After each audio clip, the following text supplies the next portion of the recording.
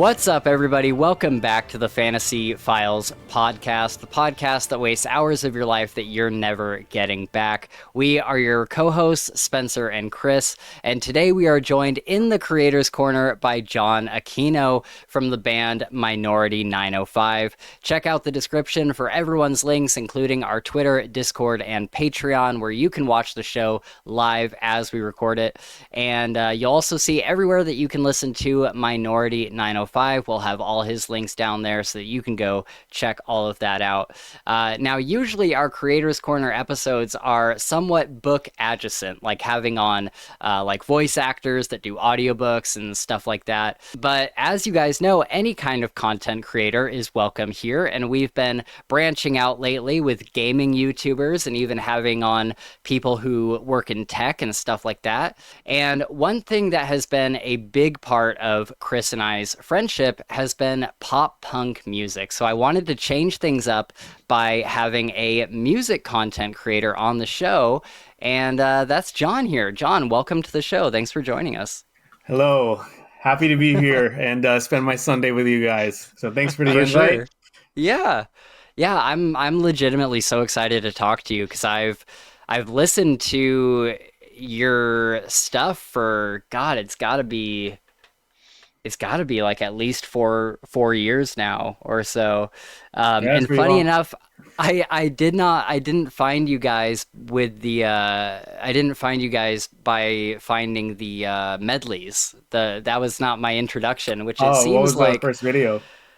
I think it was a Taylor Swift cover. I think I was just like I think I was just like looking up on YouTube like, you know, pop punk cover for like this song, and it was some like Taylor Swift song or something.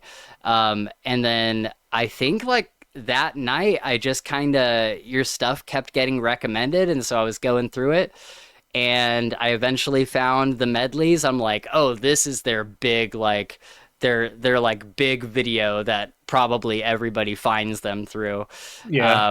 But yeah, it's been cool watching your stuff. You guys have such great covers, and God, you sound exactly like Billy Joe when you do Green Day covers. It's pretty crazy. It's like was that something that like was that kind of like a, maybe not a niche, but just something you found where you're like, oh, like I kind of sound a lot like this guy when I sing, and like I like playing this music, and was that kind of how you like slipped into doing like Green Day covers, or what was the first cover that you guys did? I think the very first cover, this is a cover that I did, was actually Good Riddance. But that was like on my own channel like a long time ago when I first started playing music. Green Day is my favorite band, so I think kind of just naturally when I was learning how to sing, I kind of just sang kind of like Billy Joe. Right. Especially on like the very, very early stuff, like 2014 to like 2016, like my style was kind of like that. Over the years, I tried to kind of like move a little bit more away from it. I think I'm in a pretty good place now where I think I sound mostly like myself. Obviously, if I'm singing a Green Day song, I'm going to try to do it justice. So I kind of try to make it sound a little bit closer. But for the most part, I think like, you know, if he sang like one of my Taylor Swift covers or something like that, he's not going to sound like me, right? Right. Yeah. That's fair. Yeah. Yeah, that's cool. I've really enjoyed all the Green Day covers, and man, yeah, there's times when I tab over to something else, I'm like, damn, that sounds just like Billy Joe. It's crazy. Like you can't help it. Like when you listen to that song so many times, like that's how like I think a big part of it is like the pronunciation, and you just have to say it like that. It's like the same thing as like if you're listening to like I Miss You, like you have to say time like time. Right. Time. That's so great. Chris and I went to a Blink concert. Was that last summer? I think that was 2 summers ago. Really? Yeah. It was like right when they got back together, and yeah, it was great. It was a great time, and Tom opening the show with he said Anthem Part 2? He said something. Yeah, he said he like the spotlight comes down on him and he's like, "See, I was right about the aliens, motherfuckers. Fuck you all." Like Yeah, that was so funny. it's so good. It was Oh. yeah, that was June of 2023. They came Oh to Seattle. shit. Yeah, I just looked it up. Wow. Yeah. That's crazy. What's up, Nova? Thanks for hopping in.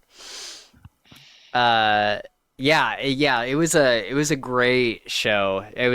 I had seen them once before, but it was it was right before Tom came back. Oh, And okay. funny enough, guess who opened up for Blink 182? Lil Wayne, which I thought was weird. Oh, I remember that era. They even It had like was super weird. they Yeah. had like a collab too, right? Like there was like "What's My Age Again," but with like Lil There Wayne in is. Yeah, with Do they featuring Lil really? Wayne. Yeah, it. I something like didn't that. know Yeah. this. Oh my God. That's so funny. Holy shit.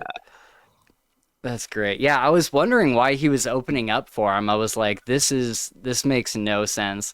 Yeah. But Neck Deep was the first band that went up, and I love Neck Deep. But we missed it. We showed up. We got into the parking lot and we could hear Neck Deep, and they were doing like their final like two songs. Mhm. So we really only got to hear like one song by them. I was so pissed. Oh, Yeah.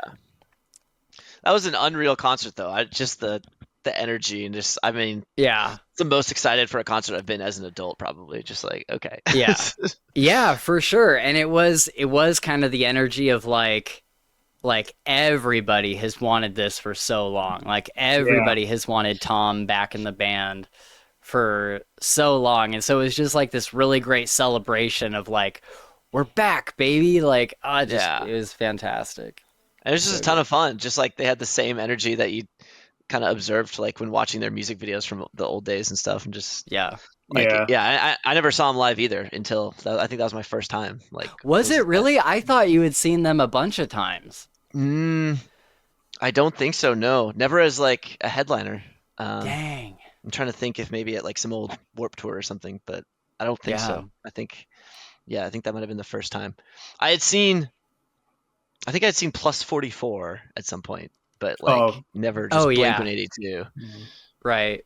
Did you ever So see like Angels and Airwaves? I saw Angel and Airwaves a couple times, yeah. oh, that's Oh, cool. okay. I wanted to go Yeah. to Angels and Airways, but like I had a ticket and everything, and then it got canceled because of COVID. Damn. Yeah, Oh, that yeah. sucks. Well, at Yeah. first it actually got postponed because I think like Tom was sick, and then Okay. the date it got postponed to, then COVID happened, and then it got Oh my canceled God. completely. Yeah, but I went to that Damn. same tour as you guys, I would guess, because I saw them in 2023, and then I saw them Okay. in 2024 also. They came Oh, back Oh, again. nice. cool. Yeah. That's awesome. Yeah, we'll have to check to see if they're gonna be coming around again because I would love to. I I thought they would just love to go to them. announced that they were gonna have Yeah, something they else. have another one, but Really? it's like more like I think like smaller markets kind of, but it's in the Oh, US. okay. Yeah. Okay. Okay. It's not Cool. like a world tour like they did this past time. Okay. It's Yeah. something else. Yeah, we'll have to see if they're coming to the Pacific Northwest somewhere. Nova says, "What's your favorite Blink album or song?" We'll start with John. What's your favorite? Favorite album would be "Take Off Your Pants and Jacket." Yes, same. Favorite song is hard. I have a lot of ones Yeah. that I like. That is really hard. Um, I'll just name like a few, I guess. Like Anthem Part Hmm. 2, Feeling This, I Miss You. I also like Wishing Well. That one doesn't get talked about a lot. Um, Damn It. Hmm. Uh, yeah, that would probably be like my top kind of list. Yeah, that's fair. What about you, Chris? I I think I think my favorite album has to be the self-titled one, just Blink-182. That Because Really? one's that good too. I think so, because that one by far had the most impact on me as a kid. Yeah. When I first got into Blink-182, like their older albums had already been out. Like obviously, Dude Ranch was out, Cheshire Cat, and the some of the others. Take Off Your Pants and Jacket, that was already out. But like when I was a kid, that album came out, just the Blink-182 one. It was new and it was being talked about at school. And it was like one of the first CDs that I bought. You know, I was like, oh, this is so sick. And Yeah. just yeah, I don't know. Feeling This was huge. I Love to Miss You, and I mean every song on there.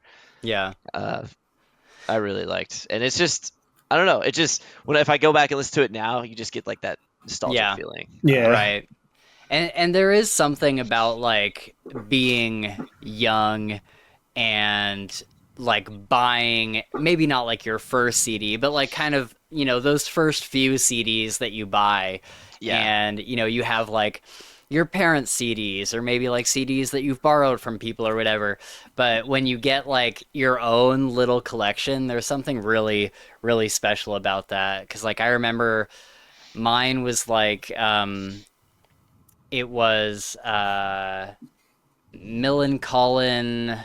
What's that? Is it called Home Again? Millencolin. 1 second.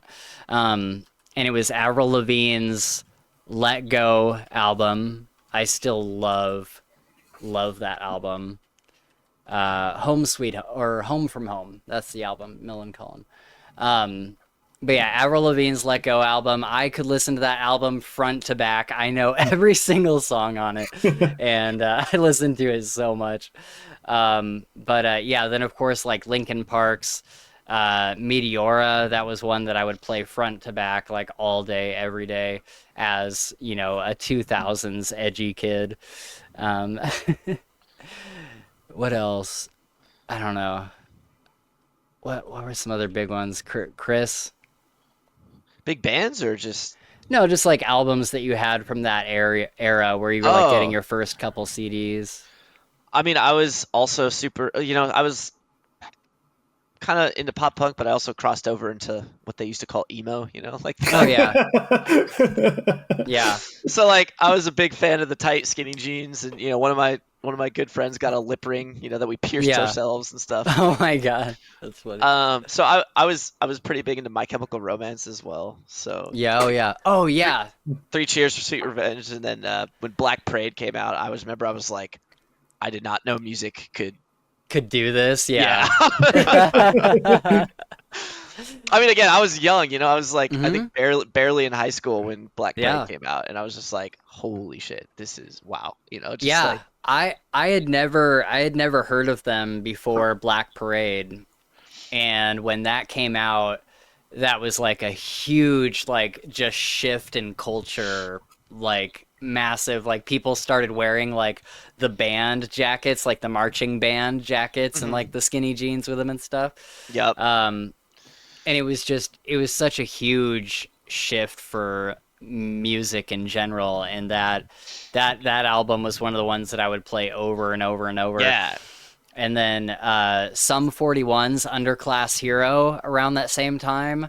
Dude, Sum 41 was great, yeah. Dude, I love that album so much. I could listen to that. That's another one front to back without skipping any songs. Like I love Underclass Hero so much.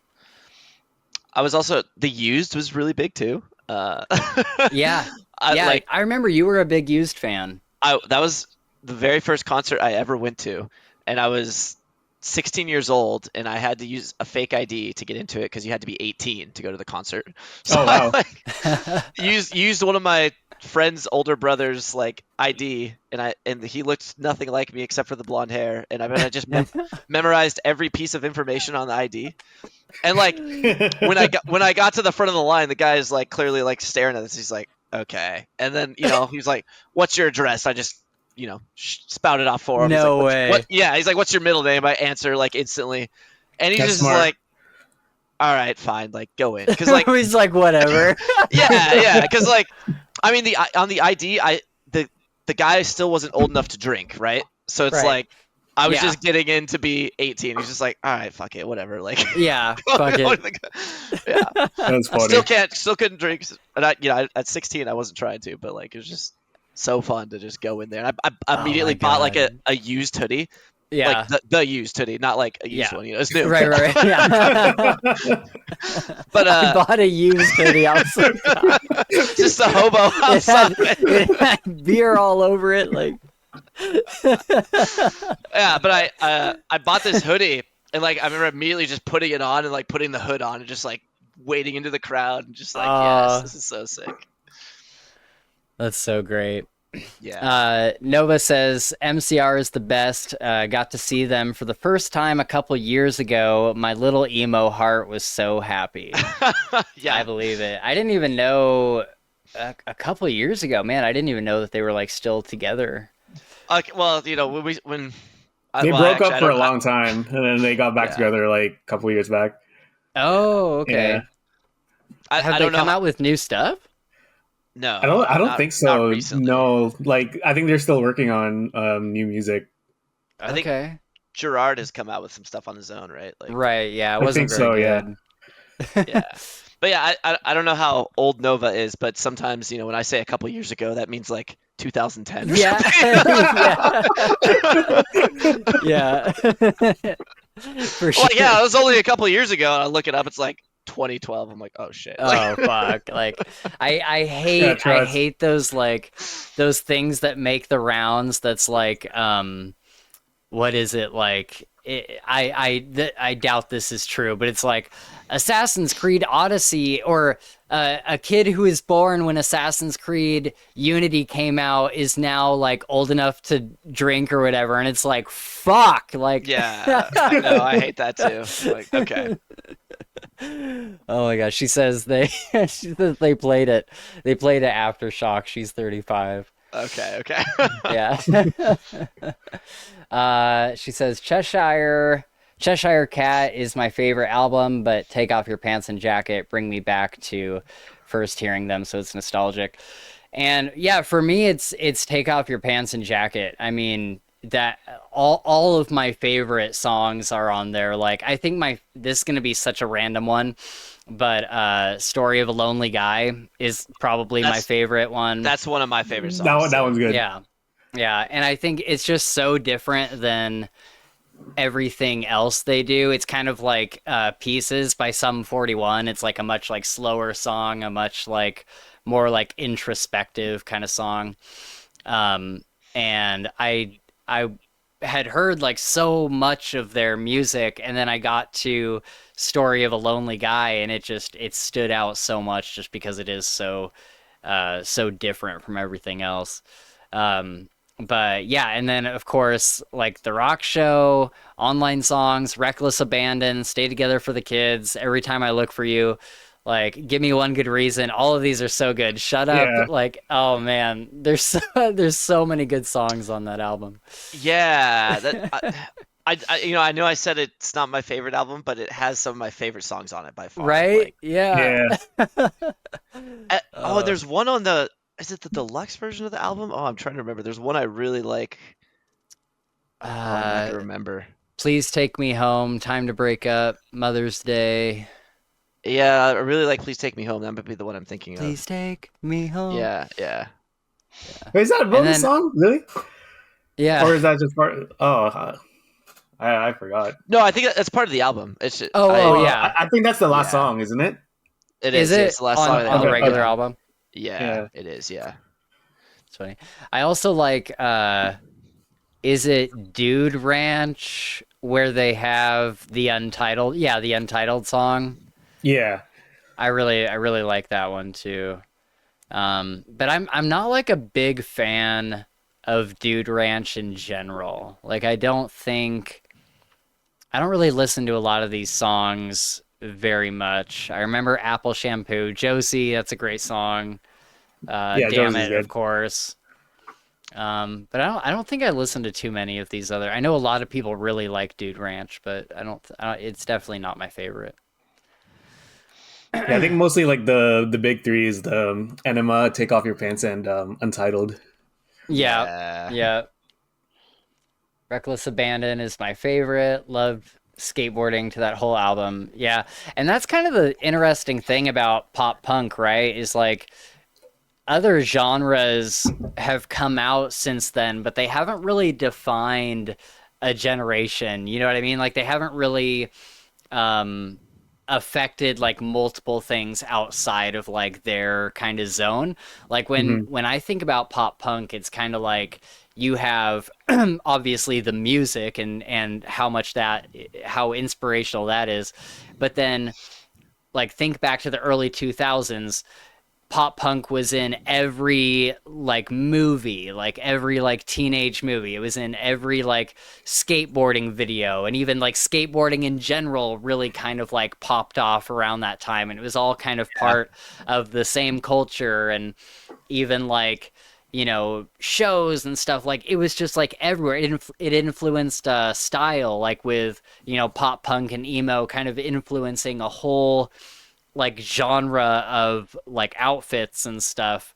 I think it's so interesting to think about how much that really influenced everything. Whereas, you know, when you look at stuff that's coming out today, is like, is it really influencing that much beyond its kind of sphere? Like maybe I'm just not paying attention enough, but I don't think so.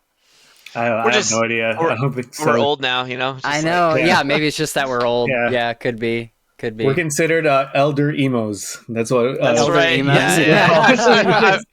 I've heard that. Right. Yeah. Started to see memes on that too now. Yeah. Oh my god, elder emos. Well, John, do you have what do you think of, like, you know, kind of the rise of cover artists on YouTube? Because it's kind of become a big thing now, where like whole bands are being formed, like First to 11, where all they do is just like cover music. Yeah. And I really like covers. I would say that I listen to more covers than I do actual music. Because like, I don't know, I feel like someone doing a cover just brings like a new kind of spice to something that I've heard 1,000 times already. And I just tend to listen to a lot of cover bands nowadays. And so I'm curious kind of what you think of the rise of like YouTube band, even if it's not like specifically like a cover band, but like a YouTube focused band, and if you have any favorites. Yeah, First to 11, I haven't listened to them that much recently, but I did used to watch their videos a lot. My friend, I don't know if you know him, his name is Todd Barrage. He's the one that produced my album, but he's doing like a lot of good stuff on YouTube right now as well. Kind of like stuff like that you would never think of, like turning a song into emo. He did a cover of what was that song that was on Stranger Things by Metallica? Oh, Master of Puppets. Oh, yeah. Yeah, he turned that song into a pop punk song. That's sweet. Yeah, but I feel like a lot of YouTube though is like less bands and more like one. It's usually like one person, like Alex Melton, for example. Yes, he's so awesome. Yeah, I love him.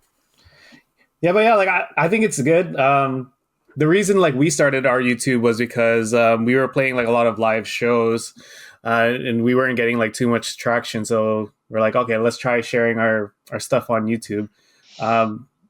Obviously, like we want people to listen to our original music as well, but I feel like a cover is a good like gateway for that people to start listening to you, if that makes sense, because then it's something that they're like already familiar with. So then they'll be like, oh, okay, this guy's good, and maybe I'll check out his original music. I feel like a lot of the time that would only be like the really dedicated fans, like maybe like the 10% or whatever, but it's still like better than, you know, going out to a live show. Maybe there's like 10 people in the audience, 20 people, and then you don't know if they'll like you or not. But yeah, like I think YouTube has helped us a lot in that sense. I think First to 11, they also have like an original project, but it's under a different name. It's like something Castles. Yeah, I was about to say it's something. It's like Crystal Castles or something like that. And I've liked some of their original stuff. There's like a couple songs that I thought were really good, but I haven't listened to like all their stuff. Yeah, honestly, a lot of YouTube these days, like what I'm watching like sports podcasts and stuff. So I'm a little bit out of touch with the music people, other than the ones like I really pay attention to. Yeah. What I think is funny is Cassidy Mackenzie got really popular. She was starting to do all of these really, really great covers and kind of putting them in a pop punk style. And then she, like, right at the height of her popularity, like, she was getting tons and tons and tons of views. Um, and then she just, like, completely disappeared and just uh, did not upload anything. And then she came back, like, months later, and she started doing, like, YouTube shorts, and she would put up, like, these really quick, like, 60-second segments of a song that she would cover. But then everybody was like, I want the whole song. Like, why are you just putting, why are you just putting these up? So yeah, I mean, maybe something happened in her life where she just, like, couldn't do it anymore or something. But Yeah, I'm not sure. I remember I saw her on TikTok. Maybe that's why. Maybe she was like focusing on like a different platform or something. I don't know. right, yeah, could be. Uh, Nova says, "You guys ever listen to Me First and the Gimme Gimmes?" I have not. Oh, dude, No. look them up. They're like a ska band, kind of like Less Than Jake, but Oh, wow. all they look, do is covers.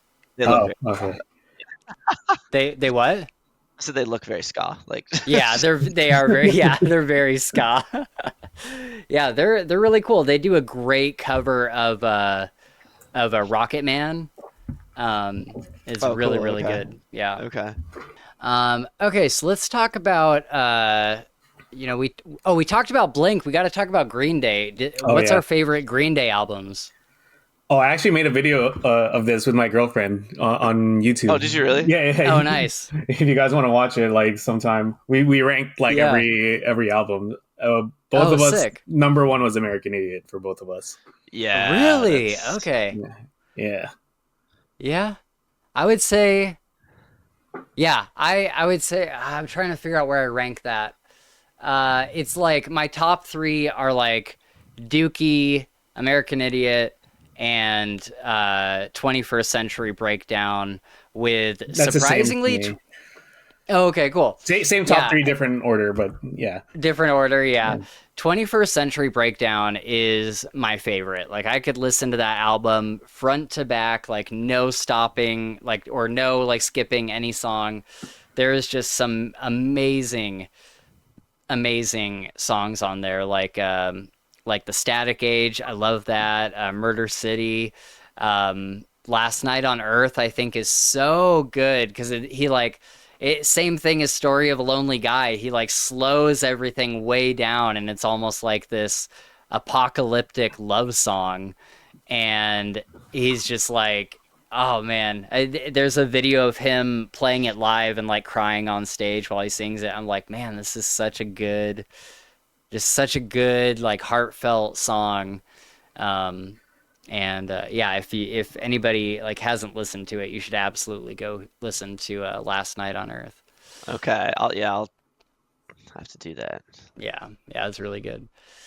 I think that album is like it's more appreciated if you listen to the whole thing because Yes, I feel like it doesn't have like as many hits as like some of the other albums, but if you listen to the whole thing, you appreciate it more.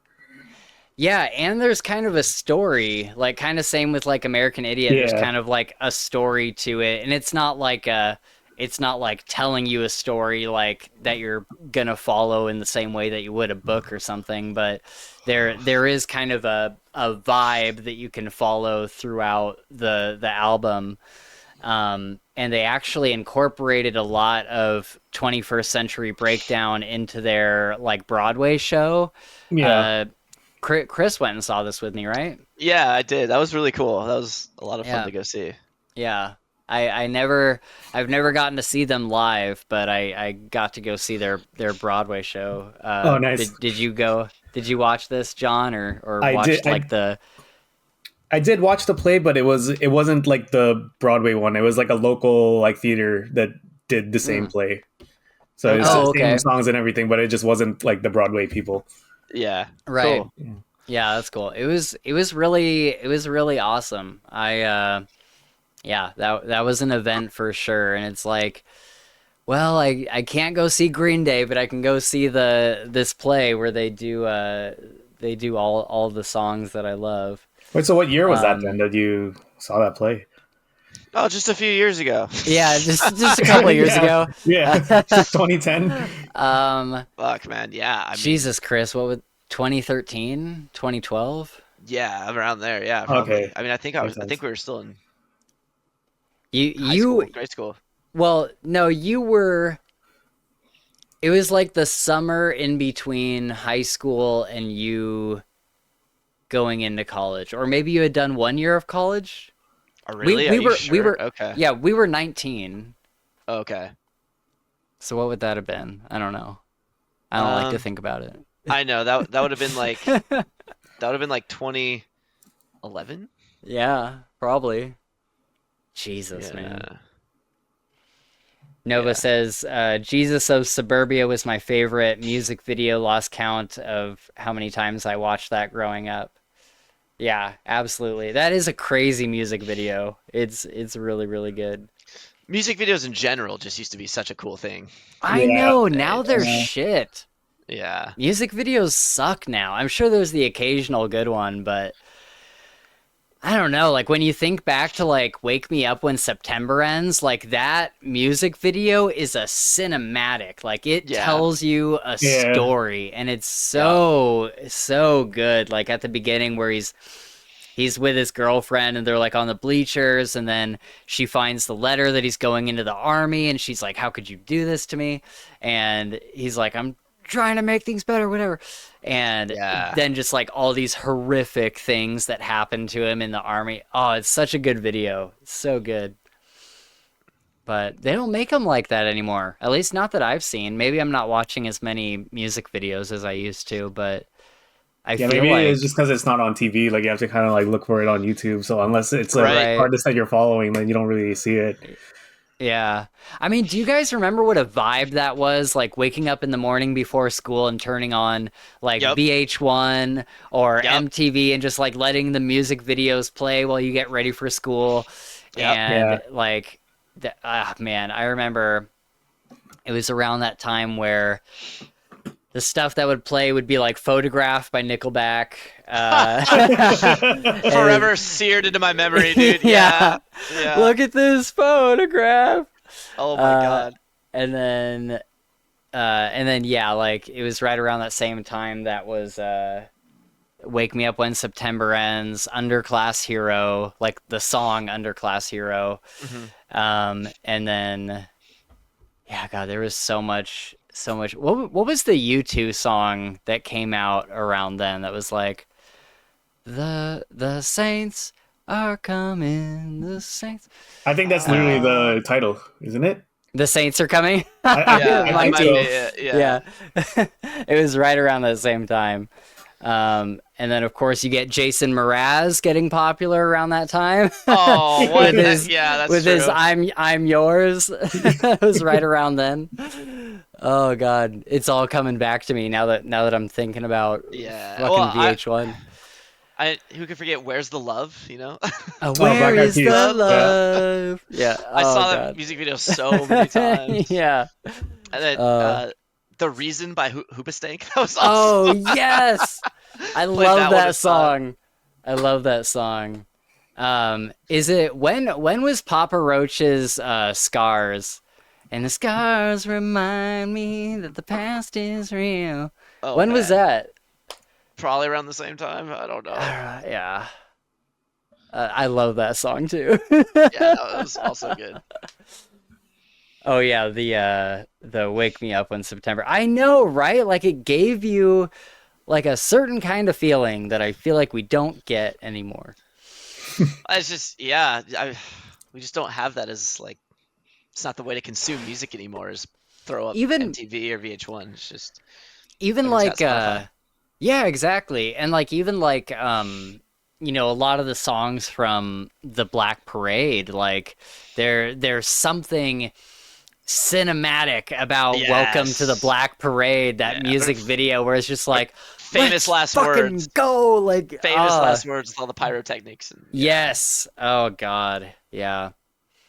And then like Underclass Hero with them just being like like the rebel cause, like, and just like setting shit on fire. I don't know. Yeah. There was just something to him, man. There was just something to him. Yeah. So the obvious question, the elephant in the room, not really, is how did Minority 905 get started, and where did the name come from? That's a good Yes. I get asked this like pretty often. So the I'm sure you do. I'm sorry. it's all good. I can explain it. I haven't explained it in a long time. So Okay. basically, I live in an area where the phone number is like the first three numbers is 905. So that's where the Oh yeah. 905 comes from. Right. That Um, makes sense. then Minority comes from the song Minority by Green Day. Oh, sick. Yeah. Oh, okay. Yeah, Yeah, and yeah. then like I was thinking of like when I was making the name, like I was thinking of like Blink 182, Sum 41. It's always like a word and a They always number. have So the number. I Yeah. thought Oh, about that's it like cool. that. Yeah. Yeah, and then I just like the song Minority. I liked what it stood for, kind of like being yourself, being an individual, kind of like embracing your Yeah. uniqueness. So that's kind of like why it resonated with me. So then I picked that name. Awesome. That's cool. And yeah, how'd you guys get started? Did you all just know each other from school, or? No, like we yeah, it's a long story as well. Okay, so the You first thing I don't did. have to do the long version. You can abridge it if you want. Okay, no, well, so before like the YouTube lineup that like everyone knows, so like me, Chris, Spaz, Steven, we also had Mason who Hmm. was playing Jason in the Green Day medley video. Before Okay. that, there were like a few other members, just because like when you're first getting started, it's a little bit hard to get band members, and then Yeah. basically like Spaz and Steven were playing in different bands. And normally when you play in like local shows, there's like maybe three or four other bands playing with you. And then we just sort of like met that way. And, Okay. Cool. eventually we all came together. When Mason left, I forgot what we did. We might have put up like an ad or something for looking for a new guitarist or whatever. And then that's Yeah. when Chris came. And then that was Okay. like the lineup that like everyone knows or is familiar with. Okay, cool. That's Yeah, crazy. yeah, That's cool. So it was just kind of like a local music scene kind of thing, and everybody just kind of found each other. yeah. So like with Spaz, like our old guitarist, so he's not really in like any videos, like maybe like really old ones. He was friends with Hmm. Spaz, so then when we needed a drummer, he asked Spaz. But like we also played with them in a show before. Uh, I forgot how we met Steven. It was like at a party. Like we were playing for someone's birthday party, and then Steven's band was Okay. also there.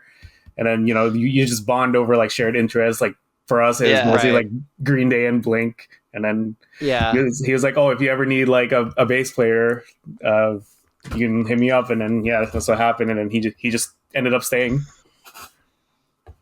That's awesome. Was it like early on, kind of starting a band, is it hard to find people that like want to be consistent, or like want to be like was it more like, oh yeah, I'll play every now and then, and kind of people coming and going and stuff like that?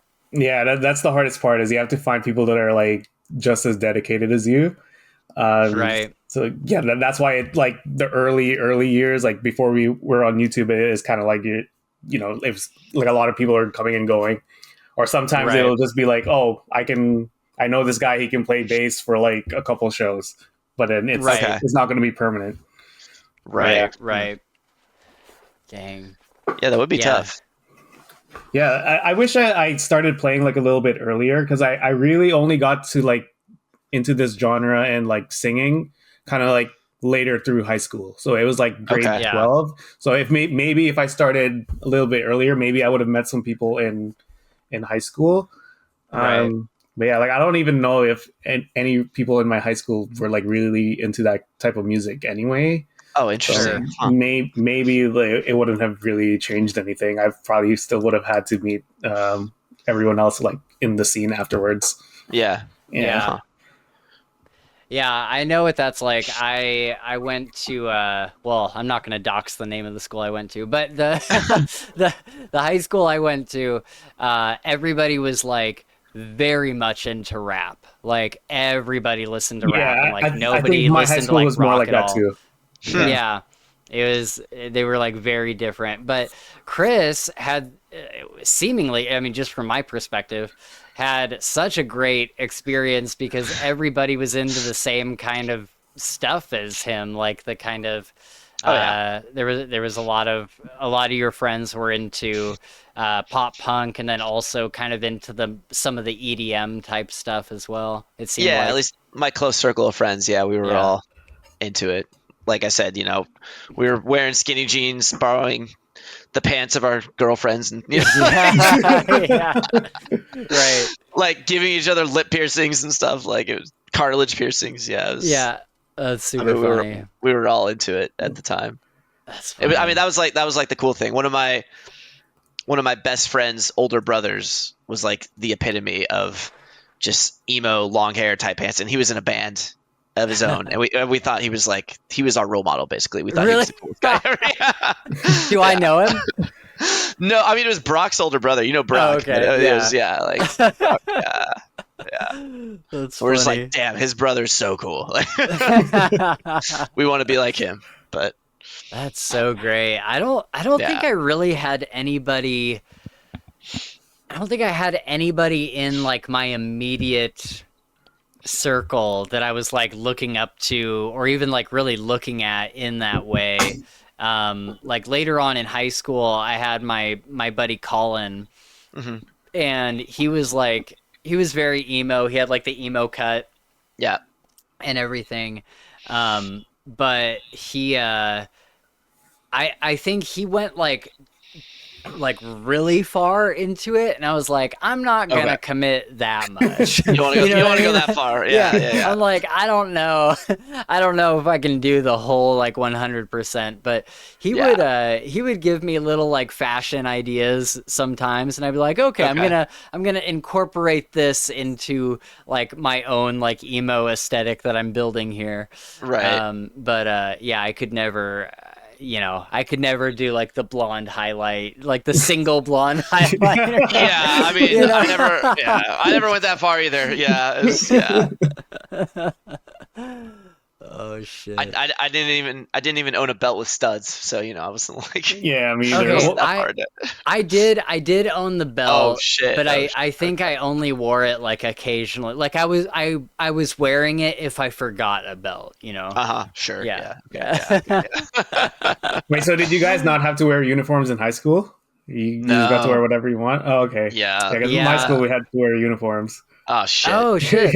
Yeah. I did go to one school for like the first like year and a half of high school where on Thursdays you had to wear not like a uniform, but you had to like dress up, like you had to wear like a collared shirt and like Interesting. slacks and Hmm. stuff. You couldn't wear like Oh, okay. jeans. And so what I would do on those days is I dressed like Billy Joe, and I wore like the high water like skinny jean slacks with like some like crazy print sock, and Okay. then like these bright blue like dress shoes, like they were like a neon blue dress shoe, and then I would have Wow. like a neon green skinny tie, and I was just like, fuck you guys. Like if you're gonna make me, if you're gonna make me wear like this collared shirt and stuff, I'm gonna wear the most ridiculous thing That's funny. that is not in the That's funny. spirit of what you want. Right. Right. Okay, so I was curious, are the medleys where Minority 905 really took off? Because I was looking at the view counts this morning, and Yeah. at least from my perspective, the Green Day one is at 666,000, and the Blink one is at 996,000. You're about to Wow. cross the million count. Like, wow. Uh, is that, first of all, how does that feel to have like a video like do that well? But also, is that kind of like where everything started to take off? Yeah, I would think so. That's pretty insane too. Got a shout out to Steven because he was the one that was like the one coming up with all these medleys. He was making the arrangements Oh, for okay. those. Yeah, so the first one we did was the Green Day one. So at that point, we've been doing YouTube. I would say we started like really uploading videos maybe like August 2015 or something like that, just like regular covers. Then we released Yeah. that video February 2016 for like the Dookie anniversary. So that's when it like started popping off. Like it was crazy because we had like maybe less than 1,000 subscribers when we put out that video, and it was just insane like how it took off like that. It was shared like on a lot of different sites. I think it was I forget if Alternative Press shared it, but it was at one point on Green Day's website, which was insane. Yeah, Wow. I remember you saying That's that. sick. Yeah. Yeah. Oh, wow. Yeah. So that's definitely where it first started. But then I guess it kind of like made it harder like after that because then you have to like follow it up. And Yeah, then how do you live up to that, dude? Yeah, we didn't follow up with like another medley for like a couple months after that. Because it's hard. It takes a long time to make the I medleys, Yeah, I'm right? sure. Yeah, so you can't just like pump it out like every week or even every month. Right. Yeah. So Was that a lot of pressure after getting that much like publicity and stuff? Was it like a panic of like how do we possibly like follow this up? on my end, I don't know if it was pressure. I just wanted to like keep going and kind of keep the momentum going. I wouldn't say like I felt really pressured about it, but yeah, like I didn't really know like how things worked back then. But even with a video like that, you do have to keep like uploading a lot. I at first I thought I'm like, oh man, like this thing is just gonna blow up and it's just gonna keep going and going. Right. But like after like a month, it like trailed off, right? So then okay, like now we have to go. Now we have to follow it up with something. Maintain that momentum. That's the yeah. Like I wish I knew that back then because then as soon as it's popped off, like we would probably like upload more videos right away.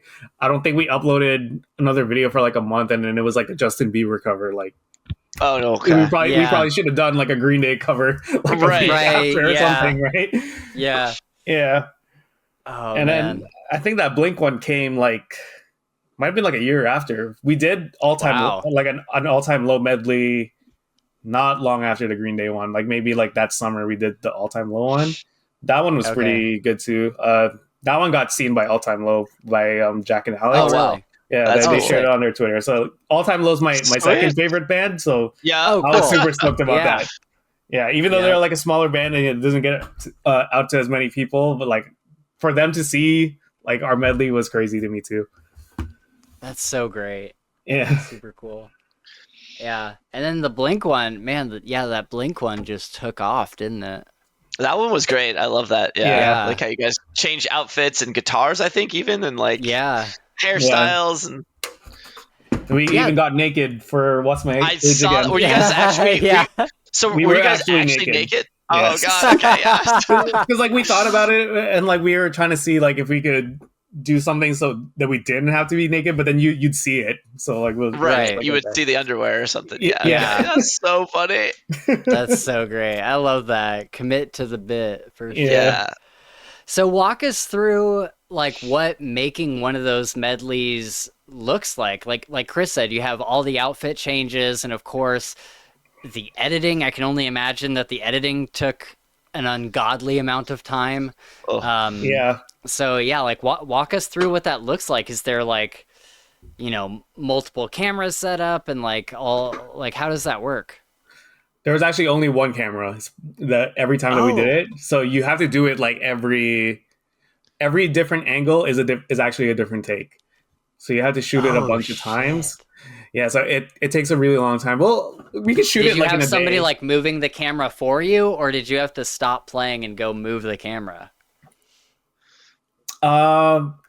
Normally on like a regular video, it would be like that where we move it ourselves. But for bigger videos like medleys, we'll have somebody helping us actually hold the camera. But yeah, you have to shoot at every single angle. But usually we get it done in like a day.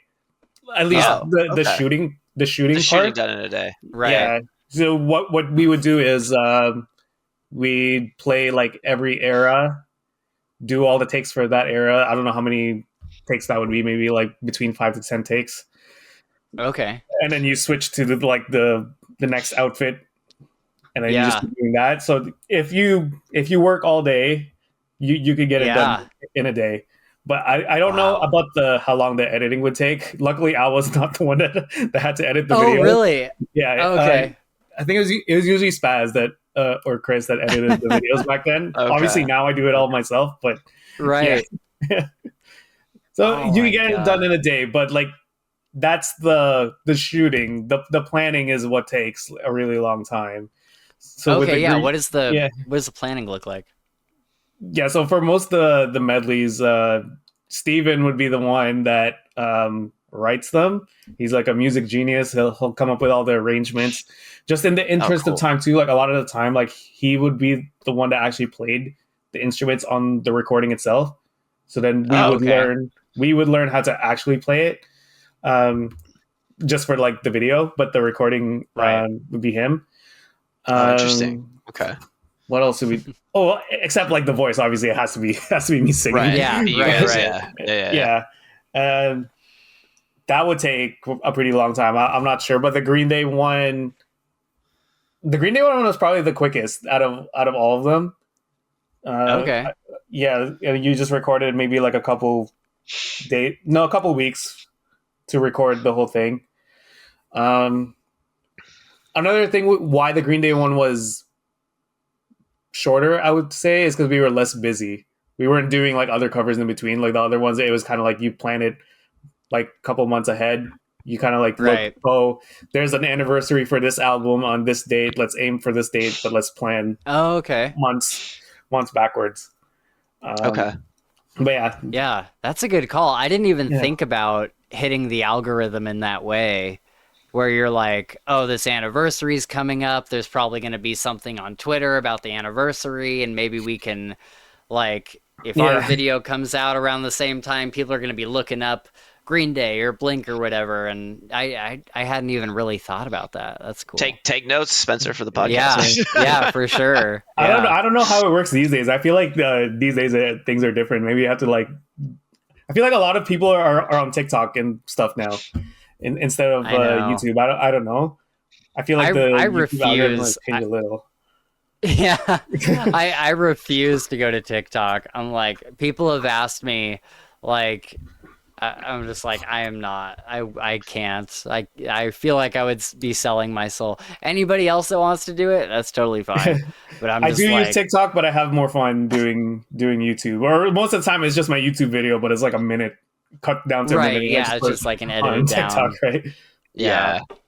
I always had a hard time doing like because there's people that would go on TikTok and they'll be like they'll kind of make like a short skit, or they'll like be in their car jamming to their song, and I feel like I'm like too introverted to be like that to make videos like that, to be posting stuff like that. Yeah, like I have a hard time like just speaking like that with confidence, so I always just put like my music out and hope people listen to it, because like people would be like, oh, what if this song was turned into a pop punk song or something like that, and they actually say it.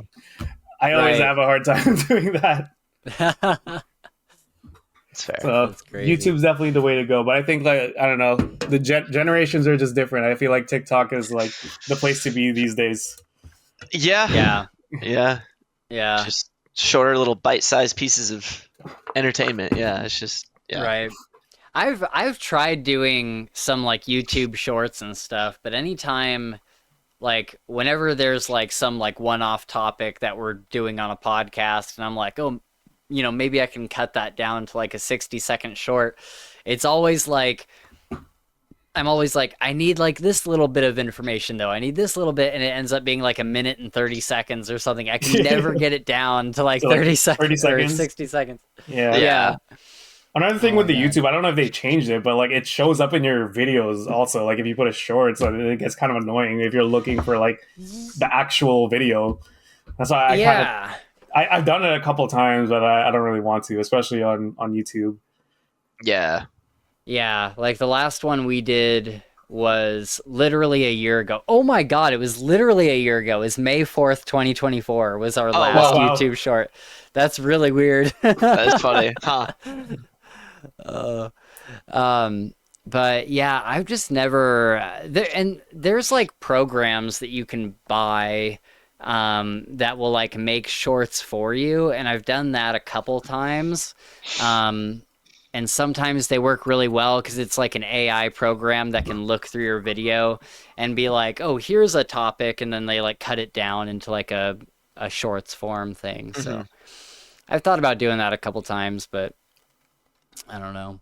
Well, since we're talking about making content, and you kind of mentioned like confidence and like a stage presence and stuff, like in your music videos, you seem like very confident.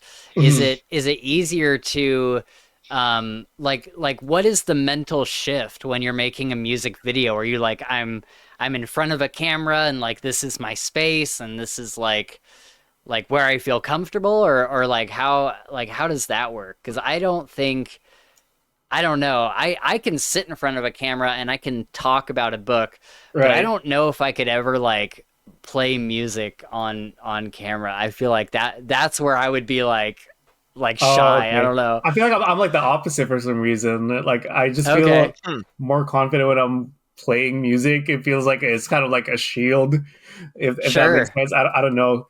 Even like Yeah. with live shows, like I've never really struggled to perform on a live show. It's usually like what Huh. I would get nervous about is like the banter like in between the songs. Oh, Yeah, like that's I don't funny. know what to Where you're say. like, "How's everyone doing Yeah, tonight?" yeah, yeah. And they're like, "What a dumb question, this guy." Okay. Yeah, especially because it's not like you're going to like a concert with like a packed crowd where everyone's going to be responding to you. Yeah. It's like totally different, Right. like in real life where you're only Yeah. performing to like 20 people. It's weird Okay. and Yeah, like and it some still people may happens. be going and getting drinks or whatever. Like, not everybody is like there. Like, Yeah, Answering. and Yeah. it just made me yeah. feel like kind of like insecure whenever I had to talk like that and people aren't like reacting.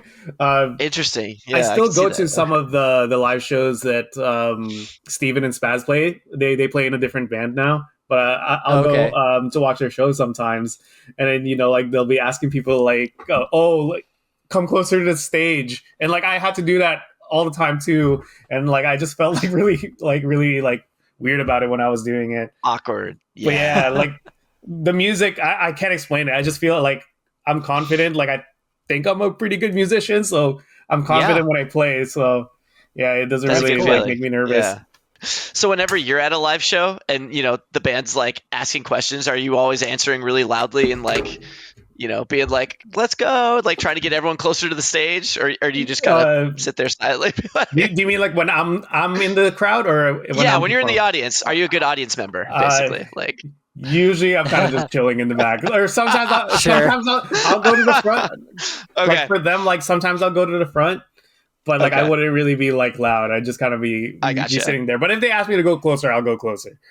Okay, Yeah. okay, okay, okay. Yeah, I'm the That's same funny. way. I have no confidence in a crowd of people at a concert. I'm kind of Yeah. like, I don't know. I just get so nervous. I'm like, I don't really know how to dance, and like, what if like the person like I don't know. I get Yeah. so nervous whenever I'm in a crowd. Like I That's like so it. funny. I like it when it's packed and no one is like focused on me. But when you're at like a Mhm. smaller venue and it's like you're like noticed by people. I don't know. I hate it. I hate it so much. Yeah, it's just awkward because have you guys gone to like Yeah, many independent shows like that in your area? I have been to some smaller Yeah. shows. Okay. Yeah, Yeah, because like a yeah, lot of yeah. the time, like the people in the audience will be like either your friends or like your family. So like Right. it's kind Yeah. of weird. Like you don't get like the true fans a lot of the Right. time. So it's not the same dynamic as like a concert that we watch like on DVD or something with like That's the true. band. Right. Yeah. Did you guys ever do like a fan meetup or anything like on your YouTube, like come to this show in whatever town, like I don't think so. I feel like the Hmm. dynamic was so different between the internet fans and the what was sure. happening in real life. I feel like a lot of our fans are actually in the U.S. They were not Mhm. in Canada. So Right. when we played live in like Toronto or something, we were kind of just like a local band. Like it wasn't like we were like Right. celebrities or anything like that. We were kind of just like the same as everyone else that was playing with us. Yeah, that's funny. You think of a band like, you look at First to 11 and their videos they do like crazy, crazy numbers.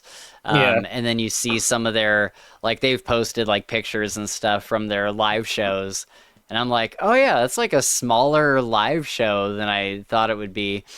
And then even like what's interesting, it's almost like the reverse is Chris and I went and saw, there was like this podcast that I listened to and they were doing a live podcast and we went to go watch them do that live in Seattle and like their YouTube is big, but I didn't expect them to have like a big fan turnout. I was like, I'm sure this is going to be like a small crowd. Like this is a podcast about Harry Potter. Like how big of a crowd could it possibly be? I mean, Harry And, Potter. Yeah. yeah. And then we show up and the place is like packed.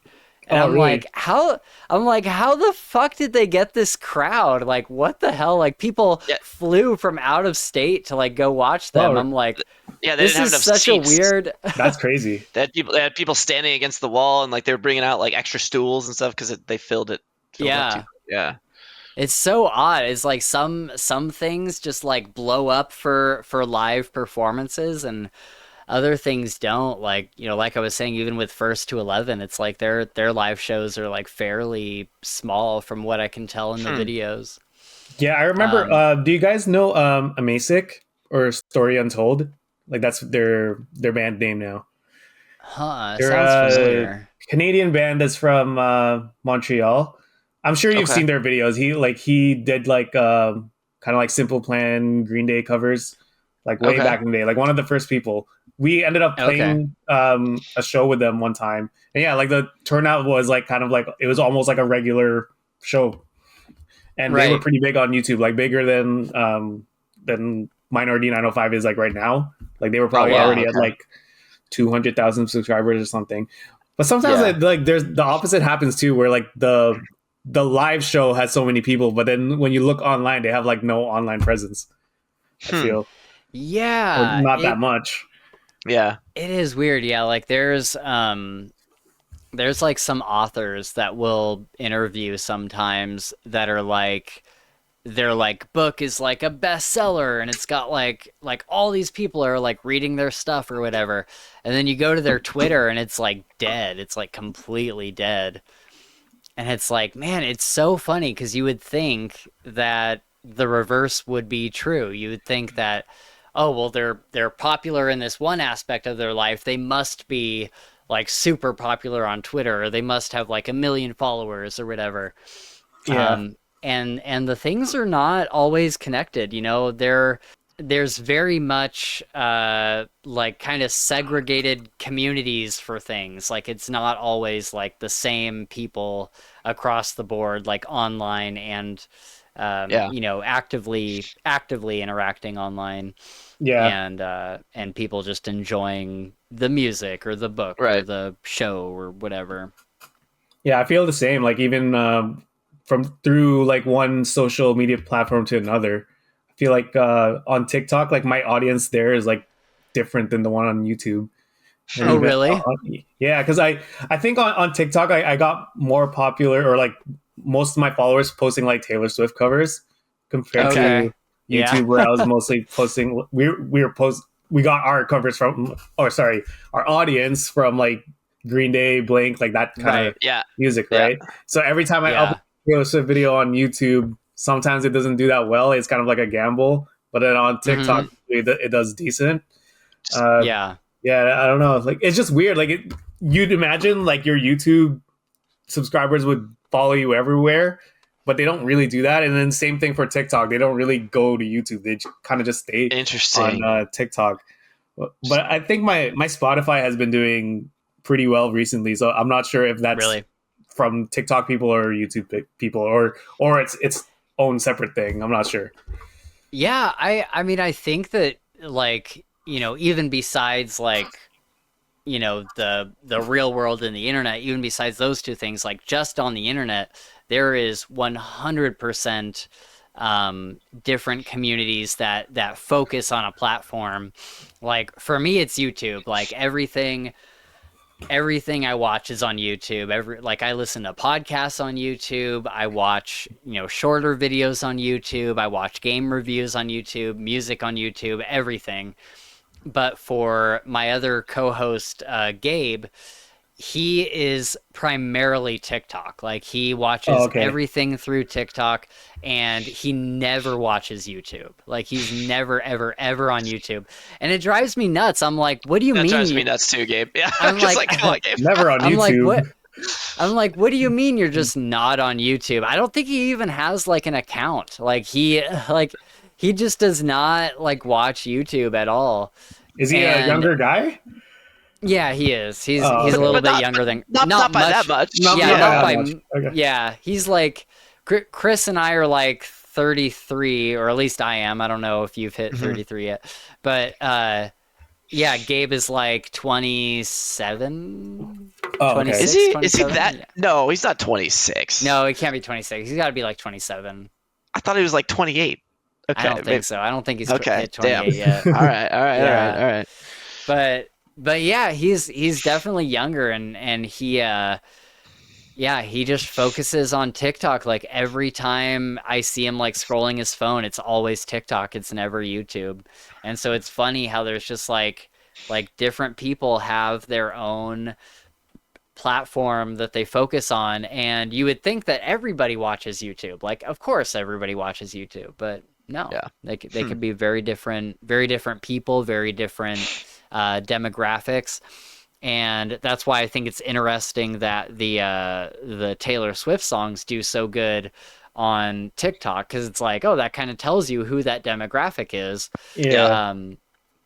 And even on YouTube for us, we will upload 10 videos where we're discussing like really amazing books, and they get like, no views. And then we'll put out a Harry Potter episode, and it'll just be like 5,000 views, like just like Yeah. just like out of nowhere. It's like, oh, okay, so that's where our audience is. And yeah, it comes from the most random places, and I really feel like creating content is kind of like looking for something in the dark, or like trying to find your way through the house in the dark, where it's like, I'll try this thing over there. Oh no, that's a wall. Okay, I'll try this over here. Oh, that's a hallway. I can go down there. And like, maybe I'll go this way. Oh no, that's a wall. Okay, oh, here's a door, and like go through there. And you're like trying to put out content and see what appeals to people, and trying to capitalize on the things that do well when you strike gold occasionally, I think. Right. Yeah. Yeah. I struggle to understand the YouTube algorithm. I'm not sure I like think we all how do. exactly it works. I feel Yeah. like for example, on my stuff, I think it's expecting me to put out a certain type of video, and then maybe if I don't put out that kind of video, it doesn't really get pushed as much, because then my subscribers aren't watching it or something. I'm not sure. Right. Yeah, I think, unfortunately, I think what YouTube wants us to do is to pick a brand and stay with it. Like you Right. notice all of Alex Melton's songs, they're all pop punk does country, or like it's always pop punk something. Yeah. And that's like his thing that he's just tunneling into. And you would think it would be the opposite effect, where if you do too much of one thing, then people would get sick of it, and that those views will stop coming in. But from what I can tell, it's really not. And it sucks, because it's like, I'd like to do other content besides talk Yeah. about books, you know what I mean? Like, I'd like to do something other than this, but it's just the algorithm, man. It works in mysterious and often shitty ways. Keeps you in your lane. Stay in your lane. Right. Yeah. Yeah, and then you upload like one random video, and then it just does good and you can't explain why. Yep. Like we were maybe 3 years ago. We'd been doing like all book content, and then the new season of Dexter came out, Dexter New Blood, and I like made one video on it, and it was just like thousands of views. I'm like, where the fuck did that come from? Like, what the hell? So yeah, it comes out of nowhere.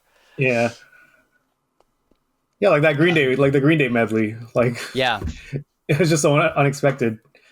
Yeah. Was that just like a random? I guess it would have had to have been, because it was. I assume that was like the first one you did, but was that just like a total shot in the dark? Like, oh, let's just try doing this fun medley where we go through all the songs and. Yeah, like, we uploaded it on the Dookie anniversary, but we didn't like expect it to blow up the way it did, especially because we were a smaller channel. Yeah, right. That's cool. That's cool when it happens. Yeah. What are your most requested songs?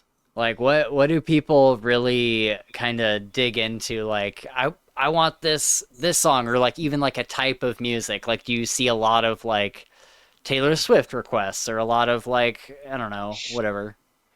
Yeah, I think other artists on TikTok there's a decent amount of Taylor Swift. Sometimes I haven't been uploading as many covers of her recently, just because I don't know, I just haven't felt like it.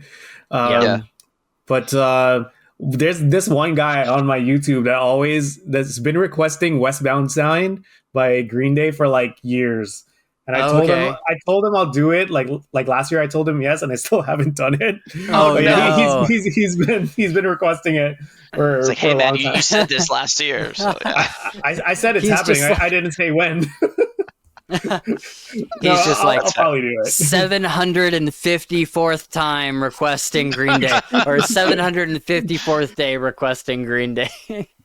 It's that specific song. Every time. God. Same guy, same song. I don't even know if I've heard that song, Westbound Sign. Yeah, it's on Insomniac. Okay, I'll have to listen to it. It must be a good song if he wants it that bad. It's a deep cut.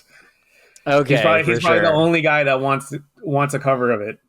Okay. Do you struggle with, like, when people are requesting songs? I mean, I imagine you also have to think about how it's going to do on the channel. Like, it can't be just some like obscure song, like right? Westbound, like Westbound Sign, yeah. like, is that like part of the thought process? Like, or even if you yourself are like picking a song to do, are you thinking about? Are you mostly just thinking about like, this is the song that I want to sing? Or is there like I think this will do well like in the algorithm, or I think people will like this, or is there like a balance there? Yeah, I feel like these days I'm more just like, whatever song I want to do, I'll do it if I want to, regardless if a lot of people are watching it or not. So that Westbound Sign one, like I'll do it eventually, probably. Okay. Even if like no one really wants to watch it, but yeah, like back then, like when we were 4 people, we were thinking a lot about like, oh, if people are going to care about these covers that we're doing. But then, you kind of have to find a balance with that. Sometimes it's bad, because then you're kind of doing stuff just because like you're kind of just like chasing numbers, and it's not really fun anymore. Now that I'm trying like not to really like focus on that too much. That's why I kind of just pick like whatever song I want to do. And then if people watch it, then they watch it. So that sounds like a good approach, though. Yeah. Because it keeps you happy. It keeps you like enjoying what you're doing, and But yeah, it's definitely harder with a crew. Like with us, it's like me, Chris, Gabe. Chris isn't on that often nowadays, but like it's like me, Chris, Gabe, and then Sam, and that's kind of like our like podcast co-hosts. And there is a little bit of like I don't know, like even if like none of the other co-hosts really care about numbers, it's kind of like, well, like let's think about like what's best for the team and like figuring out something that'll like get all of our numbers up and something that'll but yeah, I've definitely run into times where it's like we just did like a whole Harry Potter series. We went through like every Harry Potter book, and I was kind of like pushing really hard for it because we always see really good numbers with any of Oh, our okay. Harry Potter videos. And by the end of it, like we had done so many like back to back to back that everybody was fucking sick of Harry Potter by the Oh time no. we finished Deathly Hallows Part 2. And like it sucked because I was like I really want all of us to enjoy Harry Potter because it is like a great series. Like Harry Potter is fucking awesome. But when all you have for dinner every day is, you know, steak, then you're gonna get sick of steak. Um, and so yeah, it kind of got to a point where like we wrapped up that final like Harry Potter episode, and everyone was like, "Thank God! Like, can we move on to literally anything else?" Something else. And so yeah, it's definitely a balancing act where you're like you're trying to keep your numbers afloat, but also like find things that work for everybody to just enjoy. Yeah. And it can definitely be tough sometimes. Yeah, then sometimes like if you step away for a little bit, right, then you'll enjoy it more when you come back. Come back. Right Also now, true. like I had, I think last year or like 2 years ago, I was doing like mostly Taylor Swift covers. Now I've kind of stepped away a little bit from that, and I'm planning to do like kind of like a cover album of mostly like songs from American Pie. So Oh, like sick! That would be more awesome. traditional pop punk Yeah, stuff that would be again. fun. Yeah. Okay, Yeah. cool. Yeah, and I've been having a fun like recording the songs. So yeah, Sweet, that's Oh, that'd awesome. be great. There's so many good songs from that yeah. era, like, or like I would love to see you guys do like Fountain of Wayne covers, like besides Oh like yeah, Stacy's Mom, yeah. like Welcome Interstate Managers is like one of my favorite albums of all time. So I'd love to see like Hackensack or Elevator Up or what's the sitting on a dinner with I'm not but too familiar with their music. I really only know Stacy's Mom. oh dang dude, you should Yeah. listen to Oh yeah. Welcome Interstate Managers. Yeah, Welcome Interstate Managers. Bright Future in Sales. That's what I'm thinking of. Bright, dude, listen to Bright Future in Sales. That is such a good, just like early 2000s vibe. Like, oh my God.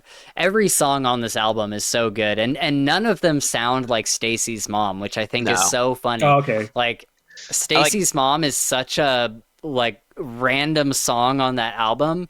Oh, And all of the other ones, like Valley Winter Song is kind of their like slow, like kind of lovey-dovey song, and that one is like fantastic. And so is Hackensack. Hackensack is a lot slower. But then you get something like Hung Up on You, and it's almost like a really early version of Pop Punk Goes Country, because he's doing like kind of a country vibe, but it's still got that pop punk kind of coating around it. I don't know. Okay. It's really Okay. cool. Sounds interesting. Yeah. Yeah, you should check out Welcome Interstate Managers. Okay. But yeah, I'd love to see you cover like literally anything from that, or Mexican wine. I like Mexican wine. That's a Mexican good one. wine is so good. Now I gotta go listen to this album afterwards. Yeah. But I would love to see a pop punk cover of That Funny Feeling by Bo Burnham. And I think that would do really well on YouTube because people fucking love that song. I think when he put that out, I'll have to check the view count, but I'm sure it got millions of views. I'm not familiar with that song. What is that new? Or? Are you serious? I feel like if I heard it, maybe. Okay, do you know who Bo Burnham is? Yeah, it's got 11 million views on YouTube. I Damn. don't. So he was like a comedian from the early 2000s that was doing all YouTube stuff. Like all of his comedy was on YouTube. That was kind of like where he got to start. Yeah. And he would like play songs, and he would like play funny songs about like new math. It's kind of hard to explain. He would kind of like rap sing them, and they just had like every single line was super funny, and he would rap these like math equations, but God, you know what I'm talking about, right, Chris? Do you have a better way to explain this? I mean, no, you're doing okay, but like no, not. I mean, the focus of his early YouTube videos was the comedy and not the musicianship, right? He was just using his keyboard. He was like using his keyboard to like play some simple chords and like say lyrics that were clever and like funny, and they make you laugh, right? Yeah. And so he would just sit there with his keyboard and rap something or like sing or kind of like speak with rhythm, something that was funny, and they had like funny themes and like usually extremely offensive. Yeah, very offensive, but in a funny way, in like and so he became insanely popular from that, and to the point of like he has now like made a movie and has gotten like on Netflix and all kinds of I mean, he's like insanely popular now.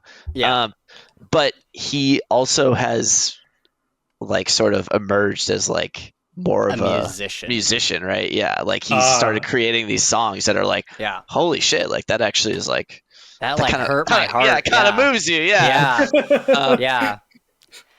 But, look up that funny fit. That's one where like, so that was on his most recent Netflix special, and it's like at the very end. It's after this very like, some songs were a little bit more serious and some songs were like really funny and goofy.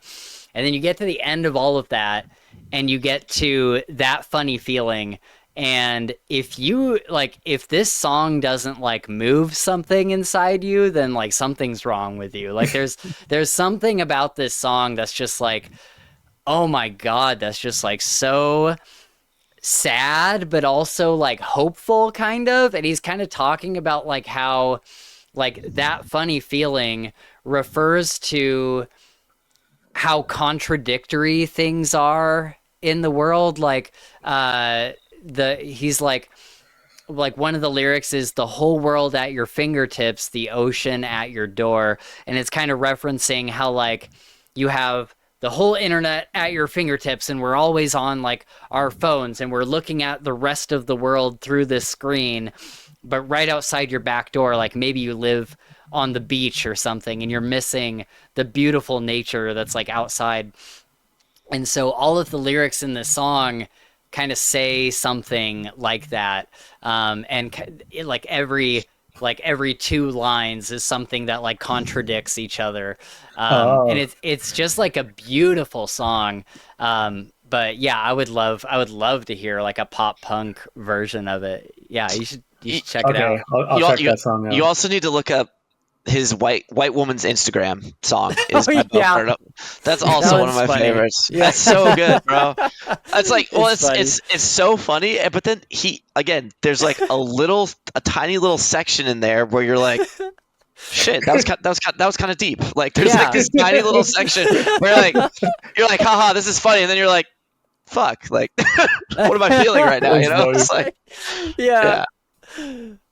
he's a great artist. I would definitely like if you like comedy that stings a little bit, I would definitely look up his earlier comedy from the early 2000s, because it was very funny. It was very offensive, but it was very funny. But yeah, nowadays he's just making like good music. Like even what's the one that he does at the end of that, or like near the end, where it's like All Eyes on Me, like that song, like All Eyes on Me, All Eyes on Me. Oh, you know what I'm talking about? Yeah, that was like a genuinely like good song. He's like auto-tuning the shit out of himself, but it's still like a good song. But he's doing that on purpose, right? Yeah, it's meant to be. It's like part of the like part of his shtick. It's like I think the song was supposed to be like like this is how music sounds nowadays. Yeah, like T-Pain type, you know? Yeah, T-Pain, yeah. Yeah. But yeah, his original song that got him famous is that I'm Boyo. I'm Boyo. Yeah, that's right. Yeah, this, like, I'm Boyo. I'm the greatest rapper ever to win. Yeah. You have a journey to go on, John. Yeah, he really How got long to. has this Yeah. guy been around? He's been around like for a long time then, yeah? Yeah, like since I was in high school. I'm Boyo's from like 2008. Yeah. But then now it's only now that he's like really starting to take off. No, he took off early, like his early on YouTube though. Yeah, on blew YouTube. up on YouTube. But Okay. in recent years, like from 2015, 2016 on, he became like he started doing stuff on stage and like for Netflix and Like he entered the popular mainstream culture, you know what I mean? Right. Like he moved on from YouTube and like right. or moved above. Yeah, I don't know. Yeah. Moved out of YouTube and just on to everything else. into the mainstream, I guess. Yeah. He was in Funny People with Adam Sandler. Oh yeah. Wow. Yeah. I don't know if anybody's seen that movie. I'm just like quick plug for Funny People. It's the fucking best movie ever. Really? So yeah, dude. Okay. Have you seen it? No. I don't You think should I have watch either. it. It's like I've seen it's a like lot of Adam Sandler stuff though, but not that one. It's not recently either. I haven't seen any recent. It's Adam Sandler doing like a serious kind of role. Like he's like a person, like he's basically playing himself, and like he's playing this character who has done all of these movies that are like wacky, like the Jack and Jill and all those kind of weird movies that Adam Sandler has done. And he's living in like this big mansion, but he's got like no family. He's got nobody that like gives a shit about him. And he hires this assistant who's Seth Rogen. Is Seth Rogen the guy from Superbad, right? Yeah. Oh, that's like, Jonah Hill, no? Well, that's one of them. They're both in it. Yeah. I think Jonah Hill is in. Oh, this too. in Funny People, yeah. But yeah, Seth Rogen, the guy from like Knocked Up and all that, he's the assistant that Adam Sandler hires, and Adam Sandler finds out that he has cancer, and the only person he's willing to tell is this assistant. And the assistant's like, you can't like just lay this information on me. Like you have to tell your family and your friends and stuff. And it's Adam Sandler kind of going on this journey of like, you know, after being a selfish asshole for like years and years and years, trying to find some like happiness and like resolution in his life. And yeah, it's like a more serious movie, but there is like comedy. And Adam Sandler plays a comedian. And like they eventually have like this Thanksgiving scene where like Bo Burnham's there, Jonah Hill's there, all these other like famous comedians are all around this table, and you get to see them all kind of like in the same movie together. It's really cool. Oh, but it's like one of my favorite movies. I think you guys would probably like it. Okay. I can check it out. I like Seth Rogen and Adam Sandler. Yeah, so it should be good. Yeah.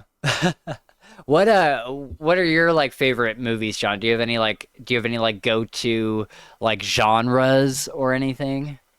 Yeah, I like a lot of those early 2000s like coming of age movies, like Superbad, American Pie. These days I mostly watch like the MCU. Okay. It's fair. There's a lot of content. Yeah. A lot of stuff to watch. I don't know if you guys would be into it, but like I'm also a big Fast and the Furious fan. I'm like super into cars. Okay. Yeah. And I'm also. Are you a car guy? Yeah. To some extent. Okay. Yeah, like I like cars, but I'm not like I'm not good at working on them. But yeah, same. I have other people work on my cars, but I love cars. Yeah. Yeah.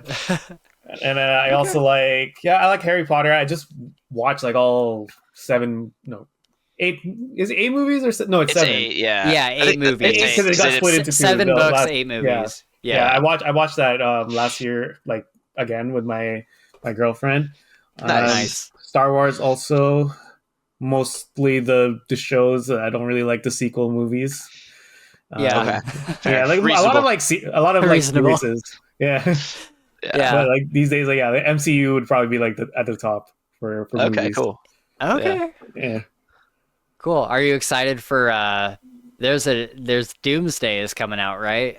Yeah, yeah, that's not for a while still though. Oh, Thunderbolts really? just came out a few days ago. I watched it, and then the next movie's Was it good? Fantastic Four. Yeah, Thunderbolts is really good. Okay. One of the and it's gonna be it's an important movie for the It's an MCU. important. Oh. Okay. Important, yeah. Oh, a lot of crossover. Like it's gonna play a big role into like the next setting up like the Doomsday. Interesting. Or Okay. Okay. I forgot Maybe the I should name go of see it. the. Is it Doomsday or Secret Wars? I forgot the. I think it's Doomsday. I forget. Yeah, I think it's I've been seeing Doomsday everywhere. Yeah. Then I've So also been watching Daredevil on Disney Oh, Plus. that's a great show. Yeah. That was a yeah, good show. I've been meaning to get to that. Yeah. Yeah. Yeah, I just finished up Reacher on Amazon Prime.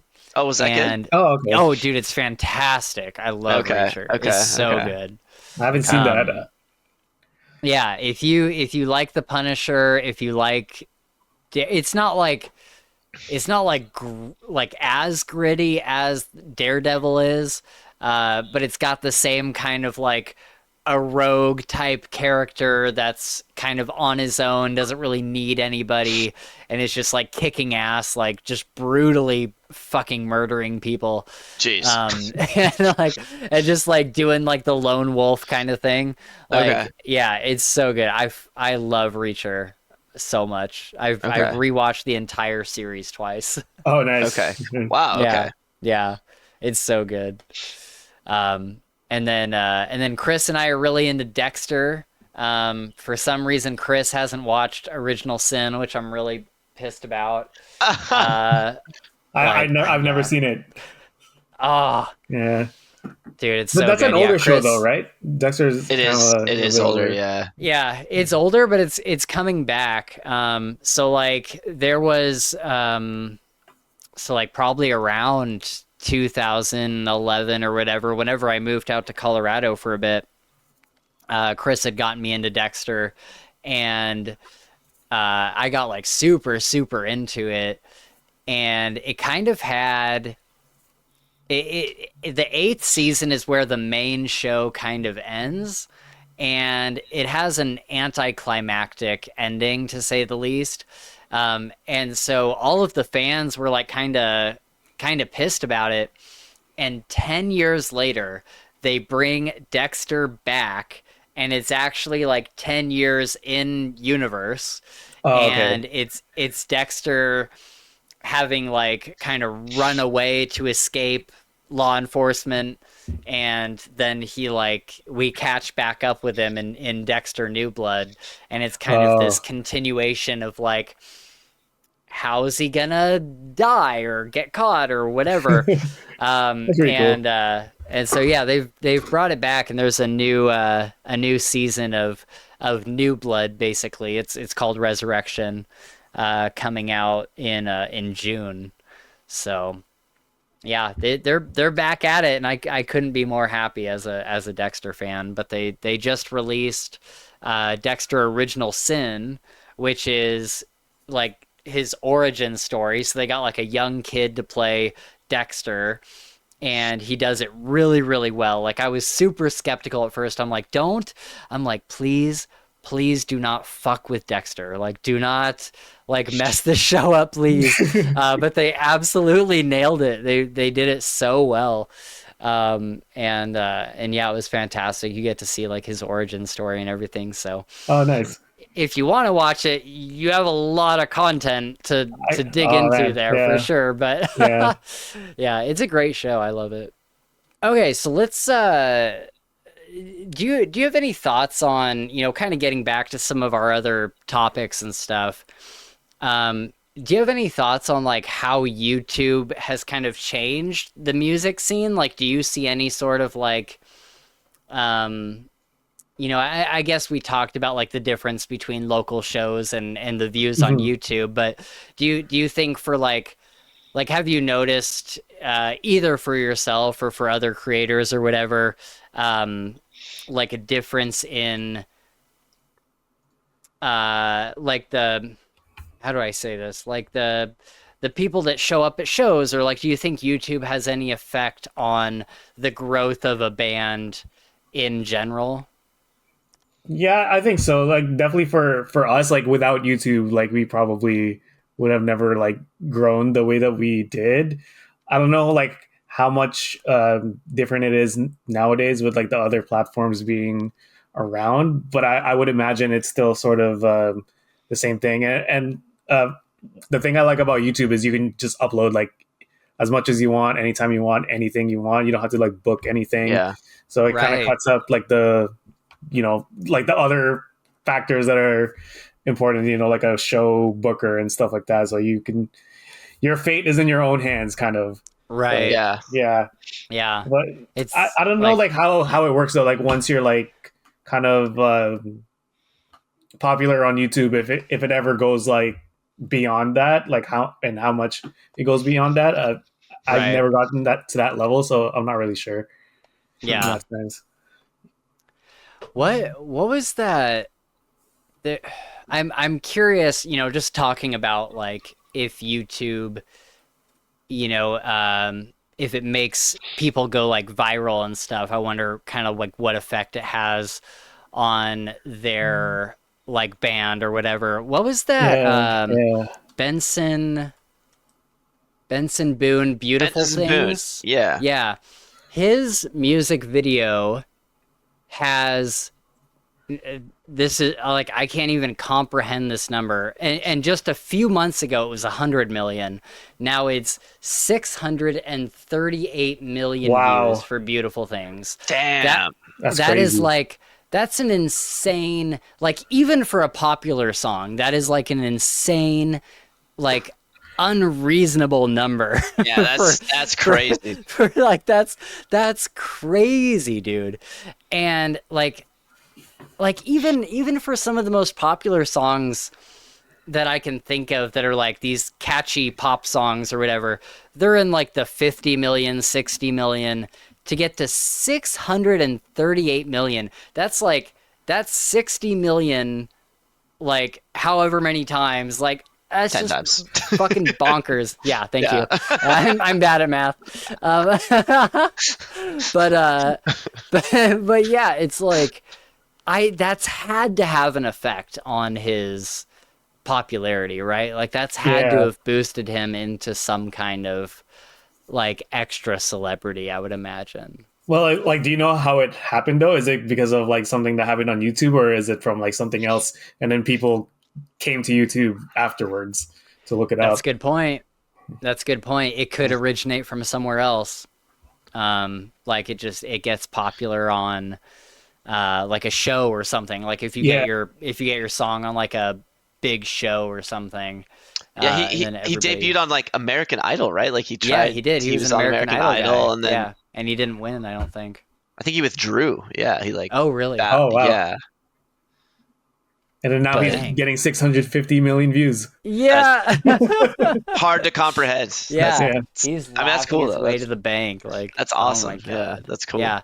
Just the paycheck alone from those YouTube? 650 million Yeah. views. Yeah. That's Yeah. enough to like retire for sure. Like you'd never have to work a day in your life. Yeah. Like, okay, so I also wanted to ask, so every song that you make, I'm sure that you upload just like single songs to Spotify or whatever, Yeah. but at least for YouTube, like every song that you make is essentially a music video. Yeah. So what's that like? Do you like when you're making a song, or covering one or whatever? Are you not only thinking about like what the song is and like how to play it and how to sing it and all that, but also how to film it, and how that kind of like interacts with the camera, or is it kind of like a much simpler process than I'm making it out to be? I feel like it could be more complicated if I thought about it more. But I feel like with my filming, I kind of just do the same angles now. Okay. We kind of did that too before. Like we kind of just had like a system of like we know which angles are going to work and which ones not. Yeah. You're kind of limited with the space also, depending on Right. like the lens that you're using. We have a 50 millimeter lens, so it's kind of like it's pretty zoomed in. You'd have to go pretty far to like kind of have like a wider shot. Right. So the video is not too bad unless you're kind of thinking of like a story concept or something, or you were doing the medley and then you had to plan out all the outfits and Right. get all the guitars that you're going to use the video. You're going to use in the video. Oh, something we didn't talk about with the medleys is like not all those guitars were ours. Like you had to borrow some? We would borrow them or we'd like rent them and then we'll return them afterwards. That makes sense. Okay. Okay. Oh, like you would actually rent them. Yeah, you either rent them or you find somebody that has them. Like I know in the Blink one we had the Tom DeLonge guitar in I saw that. Yeah, in the Untitled era. Like that wasn't my guitar. Like that was one of our friends' guitars. Oh, that's okay. Cool. Yeah. So the filming is not too bad these days because there is pretty simple. But thinking of the making the song, like it usually takes a pretty long time, and especially if you're doing like for example, I made a cover of Like a Prayer by Madonna. Yeah, I saw that one. I'm kind of like learning the song as I'm recording it. Does that make sense? Okay. And I had to think about how I'm going to arrange it to be like a pop funk arrangement, right? Right. Yeah. So it takes a pretty long time just to record the audio. I would say the audio takes the longest to do. And then back then, our friend Mason, he would mix our songs and our covers. Now I do everything myself on that too, so that takes kind of long too. Right.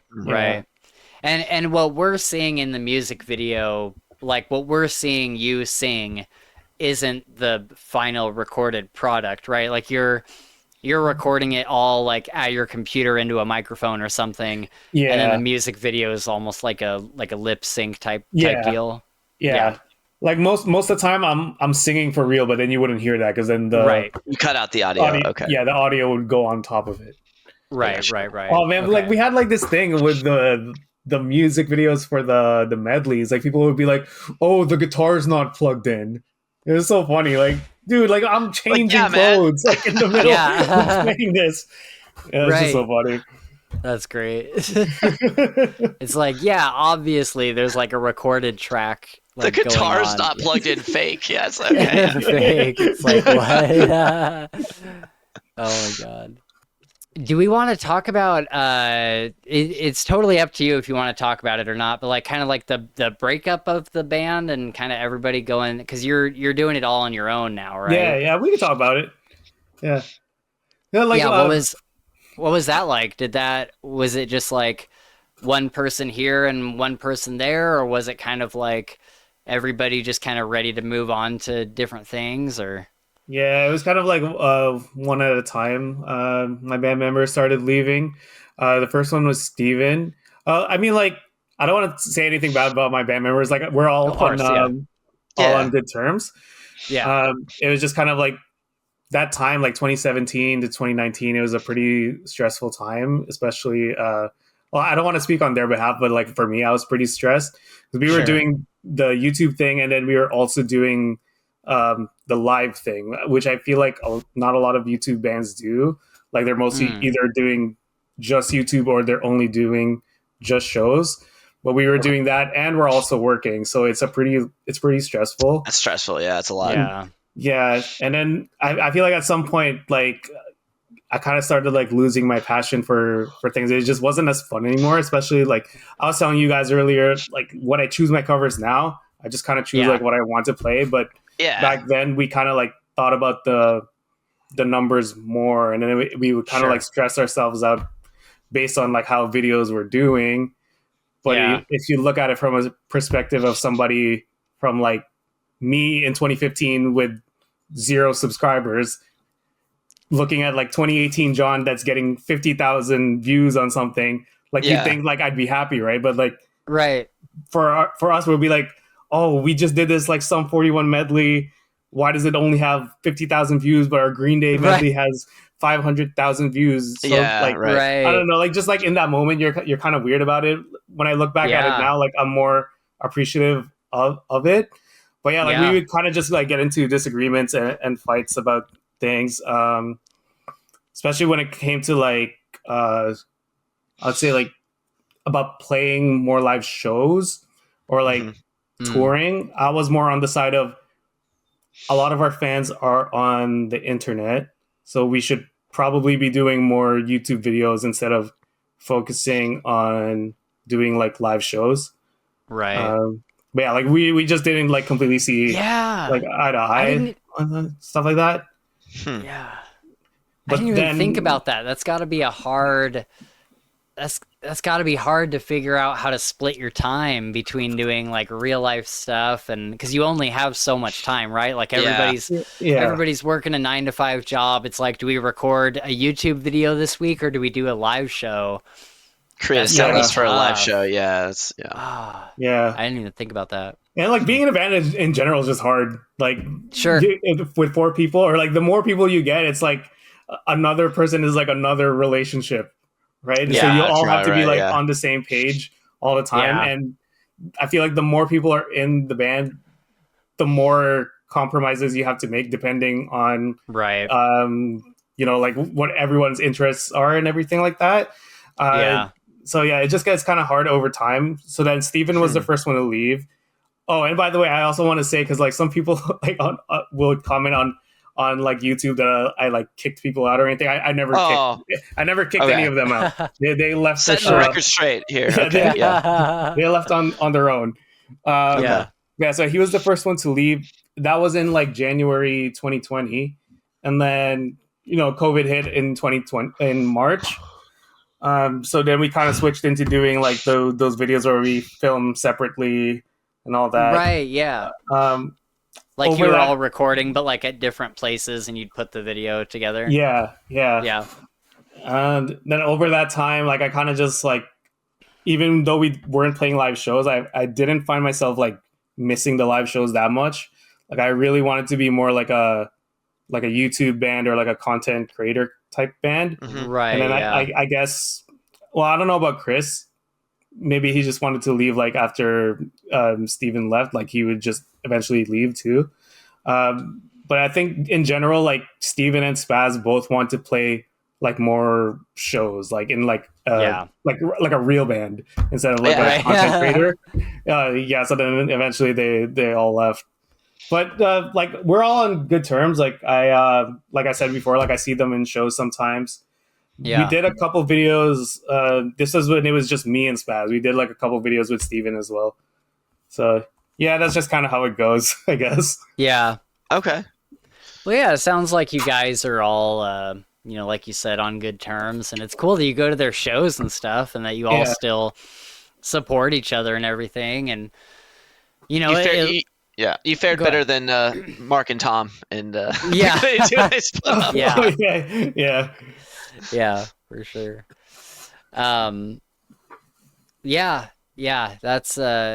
That's tough when people go their own ways, but sometimes you know, sometimes it helps to have some time by yourself and kind of figure out what you like doing, and you know, kind of figure out, you know, what kind of content you want to make, and kind of explore that a little bit more. Like I've often thought, I'm like, man, if Gabe and Sam were to be like, we don't want to do the podcast anymore, I'd be like, okay, and I'd probably just turn this into like a book review channel where like that's like all I did is just me in front of a camera like reviewing books or something. But there's definitely like a shift that happens, I'm sure, where it's like suddenly you're thinking about, you know, you're going from thinking about like 4 or 5 different people's parts in a band to you kind of doing everything. Was that like, where do you like only play the guitar, or do you play other instruments too, or like how does that work? I had to learn how to play bass. Well, it's kind of close to guitar anyway, so sure, it wasn't too bad. But I had to buy my own bass after that. Oh, right, yeah. so those are the only two instruments I can play, but I can understand drums like enough that I can program it, and it's still Oh, like okay. pretty good. Like we always we used Spaz's electronic drums, so they were never like real like acoustic drums in the recording anyway. They were always like programmed, but it was Oh, just like okay. it was him actually playing, so it was more like human and less robotic. But Right. yeah, like I just do everything myself now. It's not too bad, but it is a lot of work because then you're recording everything yourself, and then you don't really have anyone else to like bounce ideas off of. Right.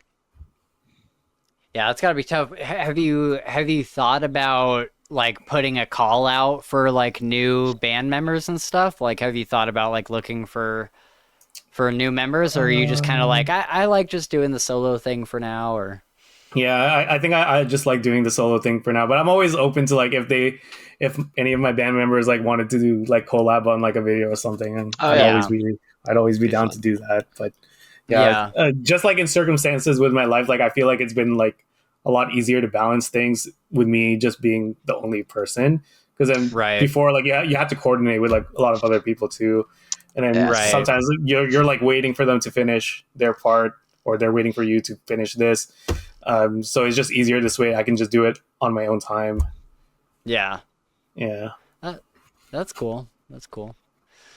Well, yeah, that's cool. That's cool that you still have like a good relationship with them, and you know you're enjoying what you're doing, and they're enjoying what they're doing, and that's Yeah. awesome.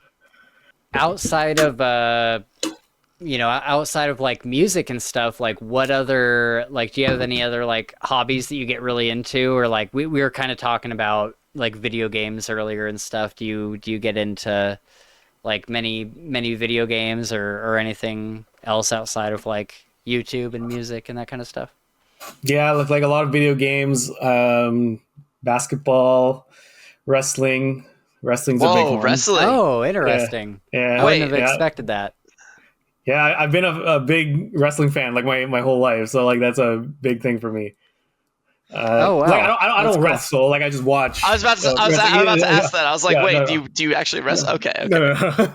Yeah, what else? Yeah, basketball, wrestling, music, movies, video games, and cars. Those are my interests. Cool. Okay, Sweet.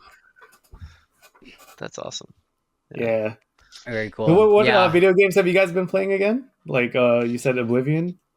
Yeah, I've been playing Oblivion. I'm also into things like Helldivers and like Remnant. Those are games that I play with Chris and Gabe a lot. I don't know. What have you been playing lately, Chris? Well, like I said, I just started Claire Obscure, which Right. is like, Oh yeah. um, pretty awesome. I love that. That's like a single player RPG that just came out. It's made by a small French developer. They're ex Ubisoft employees, so everyone's like praising Oh, how they're like, look how well these developers can do when they're not under the thumb of Ubisoft. Yeah. Like, Right. because they made it with like a team of like 30 people or something, and it's oh wow. apparently incredible. Yeah. So yeah, I just started getting into that, and it's really good so far. It's right up my alley.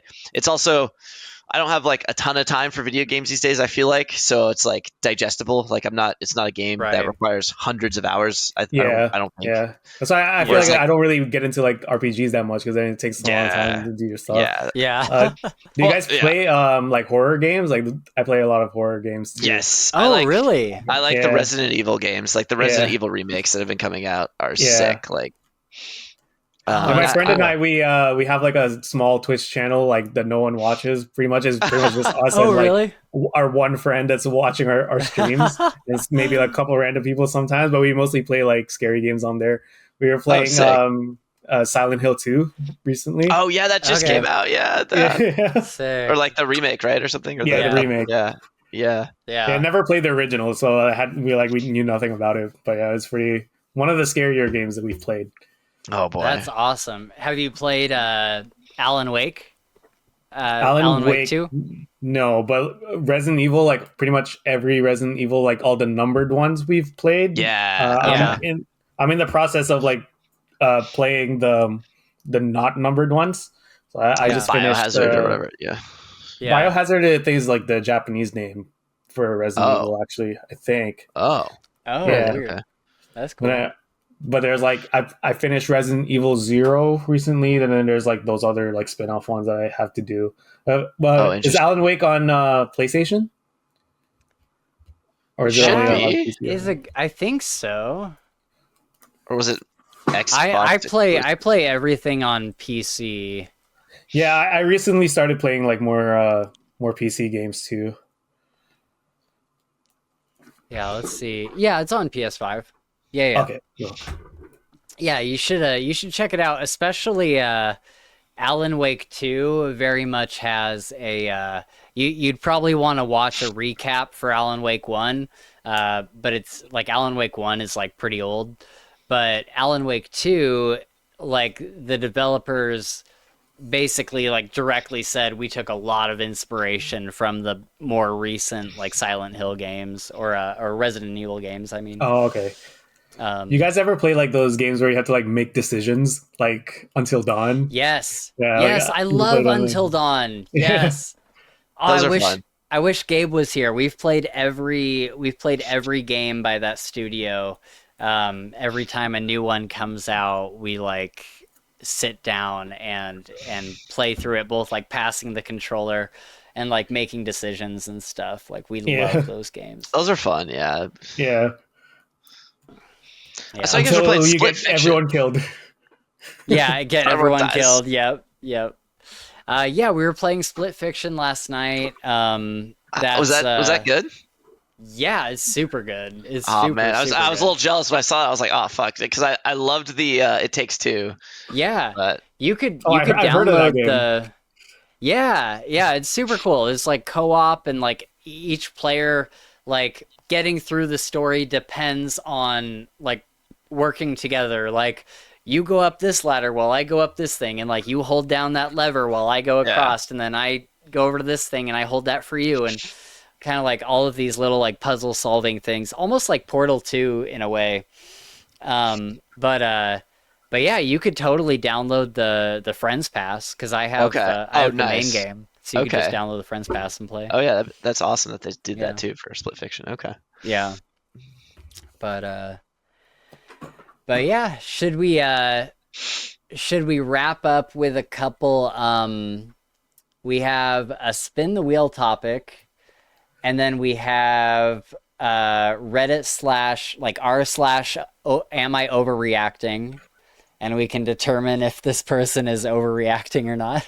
Okay, sure. I always like bringing up the Reddit posts and seeing what everybody has to say about it. Okay.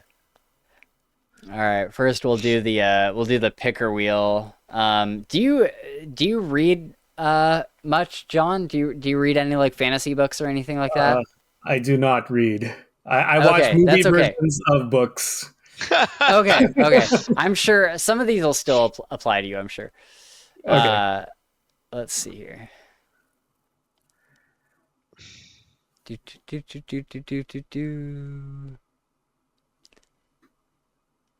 Okay. You win the lottery. What happens now? Whoa. I will. I'll buy a house, and then I'll buy every car I want with that money. Yeah. But I have to save a good amount of it still, so that I'm not poor afterwards. I know, right? I know. But yeah, those would be the main thing: a house and cars. Okay. Yeah. That's not a bad choice. Yeah. Yeah. What about you, Chris? I should probably help my parents too. Yeah, that's a good idea. Yeah, that's what I was gonna say. Yeah. Oh, well, I would. Man, I'd finally buy a house in Seattle, probably on like fucking Lake Sammamish or something. You know, right? For like $1 million. And then I would buy myself. Wait a minute. You'd buy a house in Seattle, not like literally any other state in the country.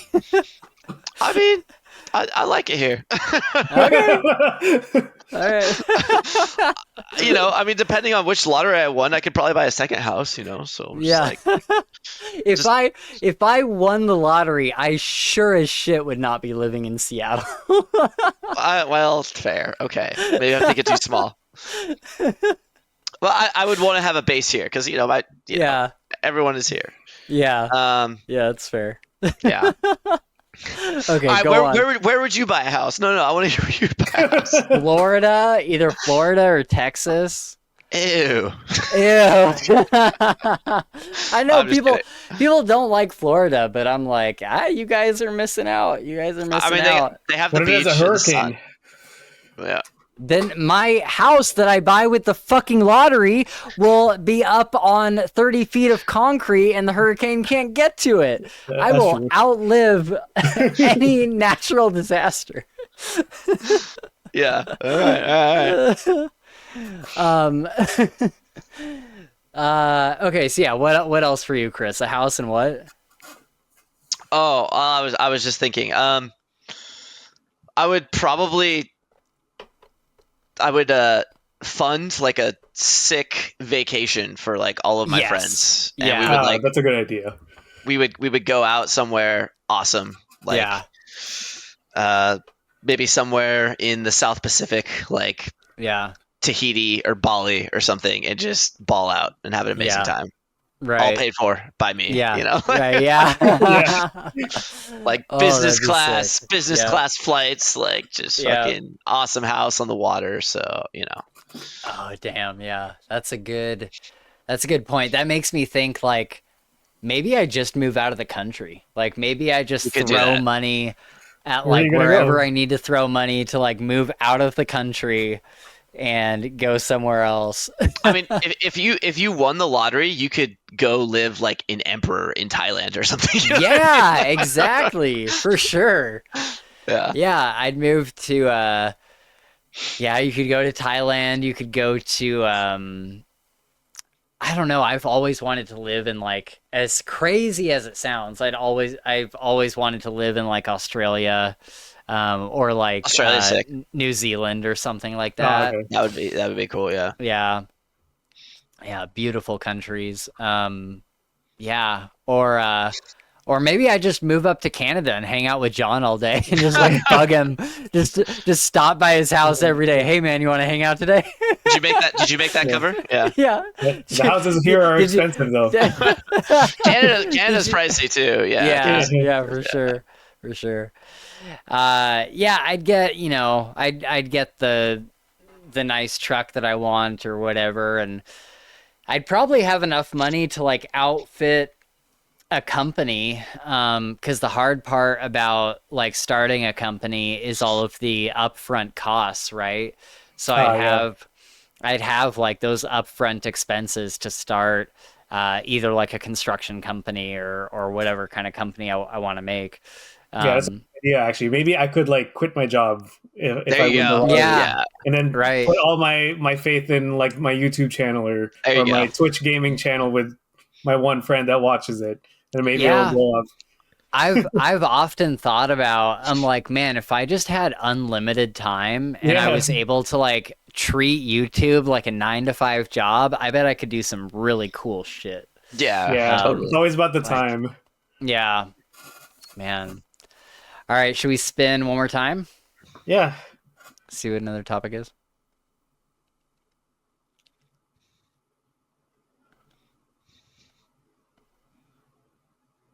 Oh, Oh. okay, yeah, okay. We're gonna skip this one because we all know what our phase was in high school. That's what we're here to talk about. Your phase was only in high school? Yeah, right. It's not a phase, Mom. Oh man, it's getting Oh, it's a win close. the lottery again. Oh, fuck me sideways. Well, not meant to There's be. like 20 topics here. How did it get the same one? It's not random. What's something embarrassing about yourself that not many people know?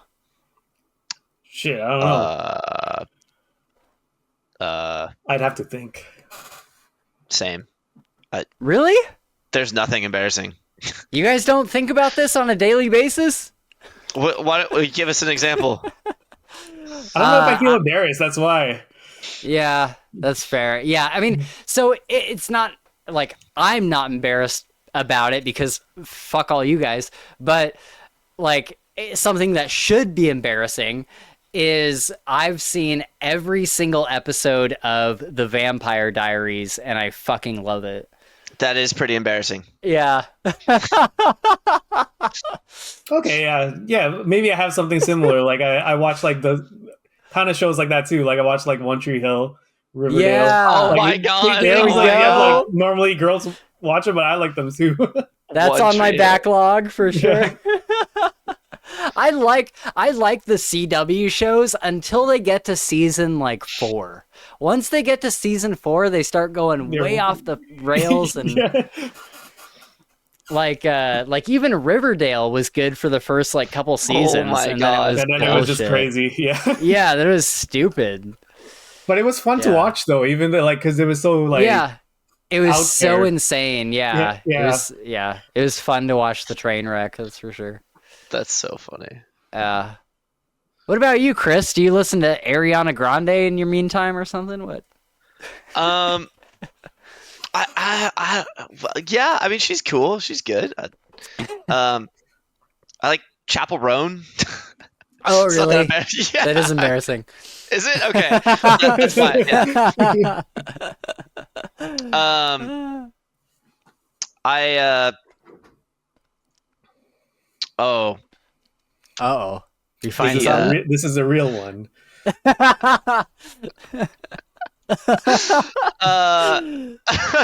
No, I mean, like Chapel Roan's great. I also kind of like Doja Cat. Oh, wow. Oh, Okay. okay. Yeah. There's a few stuff I've heard that I'm like, oh yeah, that's pretty good. No embarrassing like college stories or anything, Chris? I mean, I have some, but like most people, You're like, I'm not telling them. Yeah, like people know about it. Like my friends Right. know about it. I don't have anything like, that I Yeah. can think of. Yeah. All right. That's fair. All right, we will close the night off with not Am I the Asshole? What is it called? Am I Overreacting? Overreacting. Yeah. All right, let's find a topic we want to read. My aunt is my landlord and slid this under my door. This one's just, am I overreacting? Am I overreacting for telling my wife to never take our son to that doctor again? Am I overreacting for the way I got upset at my parents for how they reacted to my disclosure of school abuse? So that's kind of a real one. Yeah. Feels like let's it's too not- serious. Yeah. Is this gross or am I overreacting? Am I overreacting? Broward. Okay. What? Okay. I don't know. Am I overreacting or does my guy friend want more? Update what? I listened. I listened. Am I overreacting to what my mom told me? She's in a cult? That sounds interesting. Okay. Okay. Am I overreacting to what my mom told me? She's in a cult. My mom gave me an ultimatum today because I've apparently pissed off the leader of her. It's a cult. That's what it is. And to be honest, anything other than that title is wrong. She moved me out here to this rural ass place about 10 years ago, and it's been hell. No friends, no family, just me and her group. She's threatened to kick me out because I don't blindly follow or I ask questions or I'm showing resistant personality traits. I'm so fucking confused. So I have to leave, or if I want to stay, I need to start falling in line. I just hate that this group has come between me and my mom, and she blindly does whatever they say. We have no money because of this fucking group. I'm just so fucking sad, but really angry. Jeez. I want to... Okay. I feel like, yeah. Yeah, like, I'd be I feel like it's curious missing how... a lot of details. Yeah, it is. Yeah. That's what I was thinking. Like, is this Scientology or is your mom just like a hardcore Christian? You know, like what's like people call Christianity a cult like all the time, and I'm not saying that they're like wrong or anything. People can think what they want, but like I don't know, unless I knew like exactly what was going on, like if there was like abuse in this place going on or something, like Yeah. I don't know. Like, Yeah. is she donating 10% of their income to the tithe every Sunday? Right. That's why it's like they have Yeah. no money, or like, or is this like legit cult level? I don't know. Sometimes I hate these things because they're just so vague, and then Yeah. like they frame it. That's hard. They frame it so they're like people are meant to say, On of their course, side, of course, yeah. of course, you're not overreacting. Like Right. your mom's in a cult, so how could you Right. be overreacting? It's like, okay, like Yeah. Yeah, it's kind of bullshit. Yeah, look, let's see. This is amazing, isn't it? Okay. Can I also just mention that I fucking hate Reddit advice, like people who just Yes. Yeah. like are Just just people like suck. so fucking full of themselves, where I they're just like, know. oh, let me give you this advice that is the only way. Like, I don't know, Reddit Right. sucks. Yeah, Reddit does suck. It's very But much a cesspit. I'm still on it. So Yeah, it's- me too. Like me too. it makes it entertaining for sure. yeah. Yeah. Oh, wait. What's the name of this? Oh, nobody fucking responded to it. Oh, it's the OP asking. It's the I thought somebody was asking them what's the name of this cult. Yeah, and everybody's like, no, you're not overreacting. Cults manipulate. It's like, but are they like in a cult though? Like, or is Yeah. it just like a super religious person? I don't know. I think like, you know, if you're like 16 or 17 or whatever, then I would say just kind of do what you got to do until you can move out, because that's like really the only option you have. You don't want to be on the streets at 16. Yep. But you know, afterwards you can go your own way and work your 9 to 5 and pay for your own place or whatever, and you don't need to be there necessarily. But toe the line, drink the Kool-Aid until you're 18, and yeah, get out. there was It this. doesn't even say how old they are or anything. I know, It's just that's why missing I a lot was of context. that's why I was confused. I was like, I don't know if you're like living there, you know, like of your own free will, or like if you're underage or what. Yeah. This one looked like it had a little bit more evidence, so I'll just do this real quick. Oh my god. Hi, this is on my spare account because I do not want to dox myself, and my main account posts on my city subreddit, blah, blah, blah. I'm going to give some context because I think some of this is confusing without it. I am disabled and with multiple disabilities, including level 2 autism. Orthostatic hyper.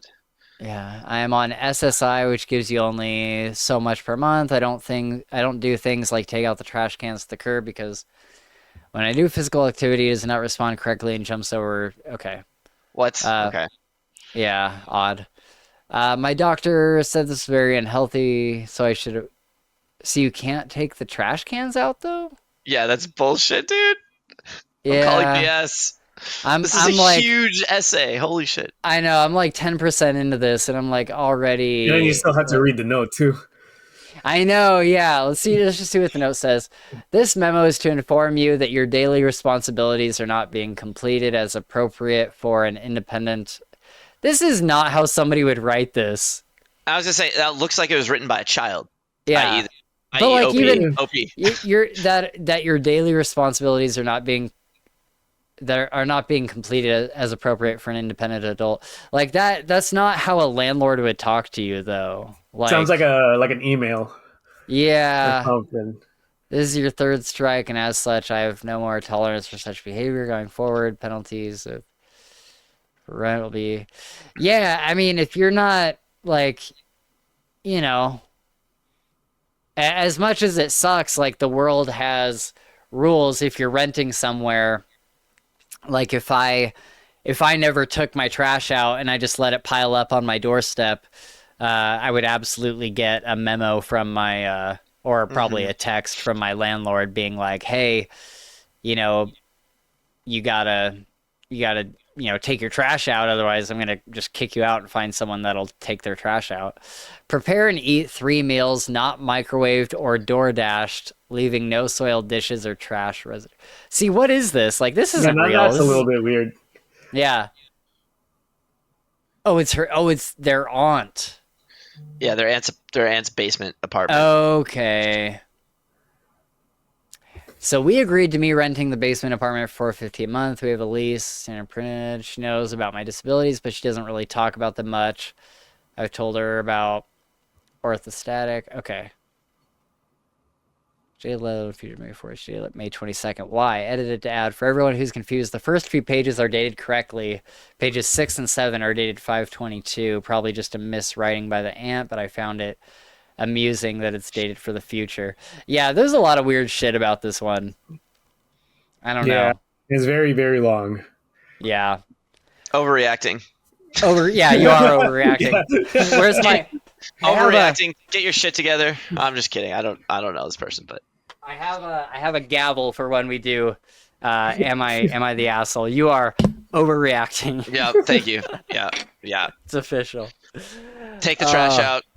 If you can weightlift, you can take the trash out. Right, yeah, exactly. Well, John, thank you so much for hanging out with us today. I'm glad I got to finally meet you. It's cool when, you know, the cool position that we're in on this podcast is, you know, sometimes we get to see people that we enjoy on the internet and ask them to come talk with us. And sometimes they do. So it's kind of the nice thing about having a podcast. Yeah. Thank you guys for asking me to be a part of it. Yeah, it was fun. It was fun. Yeah, it's fun. It was super cool. All right. Well, we are going to get on with the rest of for John, he's probably got to go to bed pretty soon. For Chris and myself, we're probably going to hop on some video games or something. And I hope everybody else enjoys the rest of their week or weekend or whenever you're watching this. Hope you're having a good day. Thank you so much for joining us. Remember that in the description is the links to our Twitter, Discord. You can hop on the Discord. There's a lot of really cool people over there that love to talk about books, and I'm sure you'll find some people that love to talk about music as well.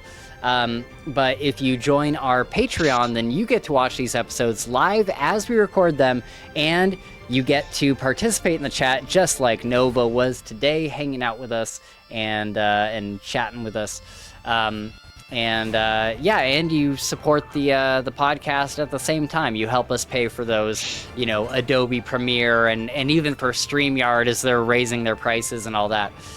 You help us pay for all that, and we very much appreciate it. So thank you to our patrons. But yeah, also in the description will be links to all of John's stuff, all the Minority, 905, all the places that you can listen to that, like Spotify, YouTube, etc. I refuse to link TikTok unless he really wants me to. But it's up to you. I'll link his Twitter and everything. I'm sure he's got a link tree over there. But yeah, definitely go check out his stuff. I've you know, if this whole podcast hasn't convinced you, I definitely say you will probably enjoy it. He makes really, really excellent music. So go check that out. But with all that, everyone, enjoy the rest of your time tonight, today, whatever it is for you, and we will see you in a future episode. Bye, everybody. See ya.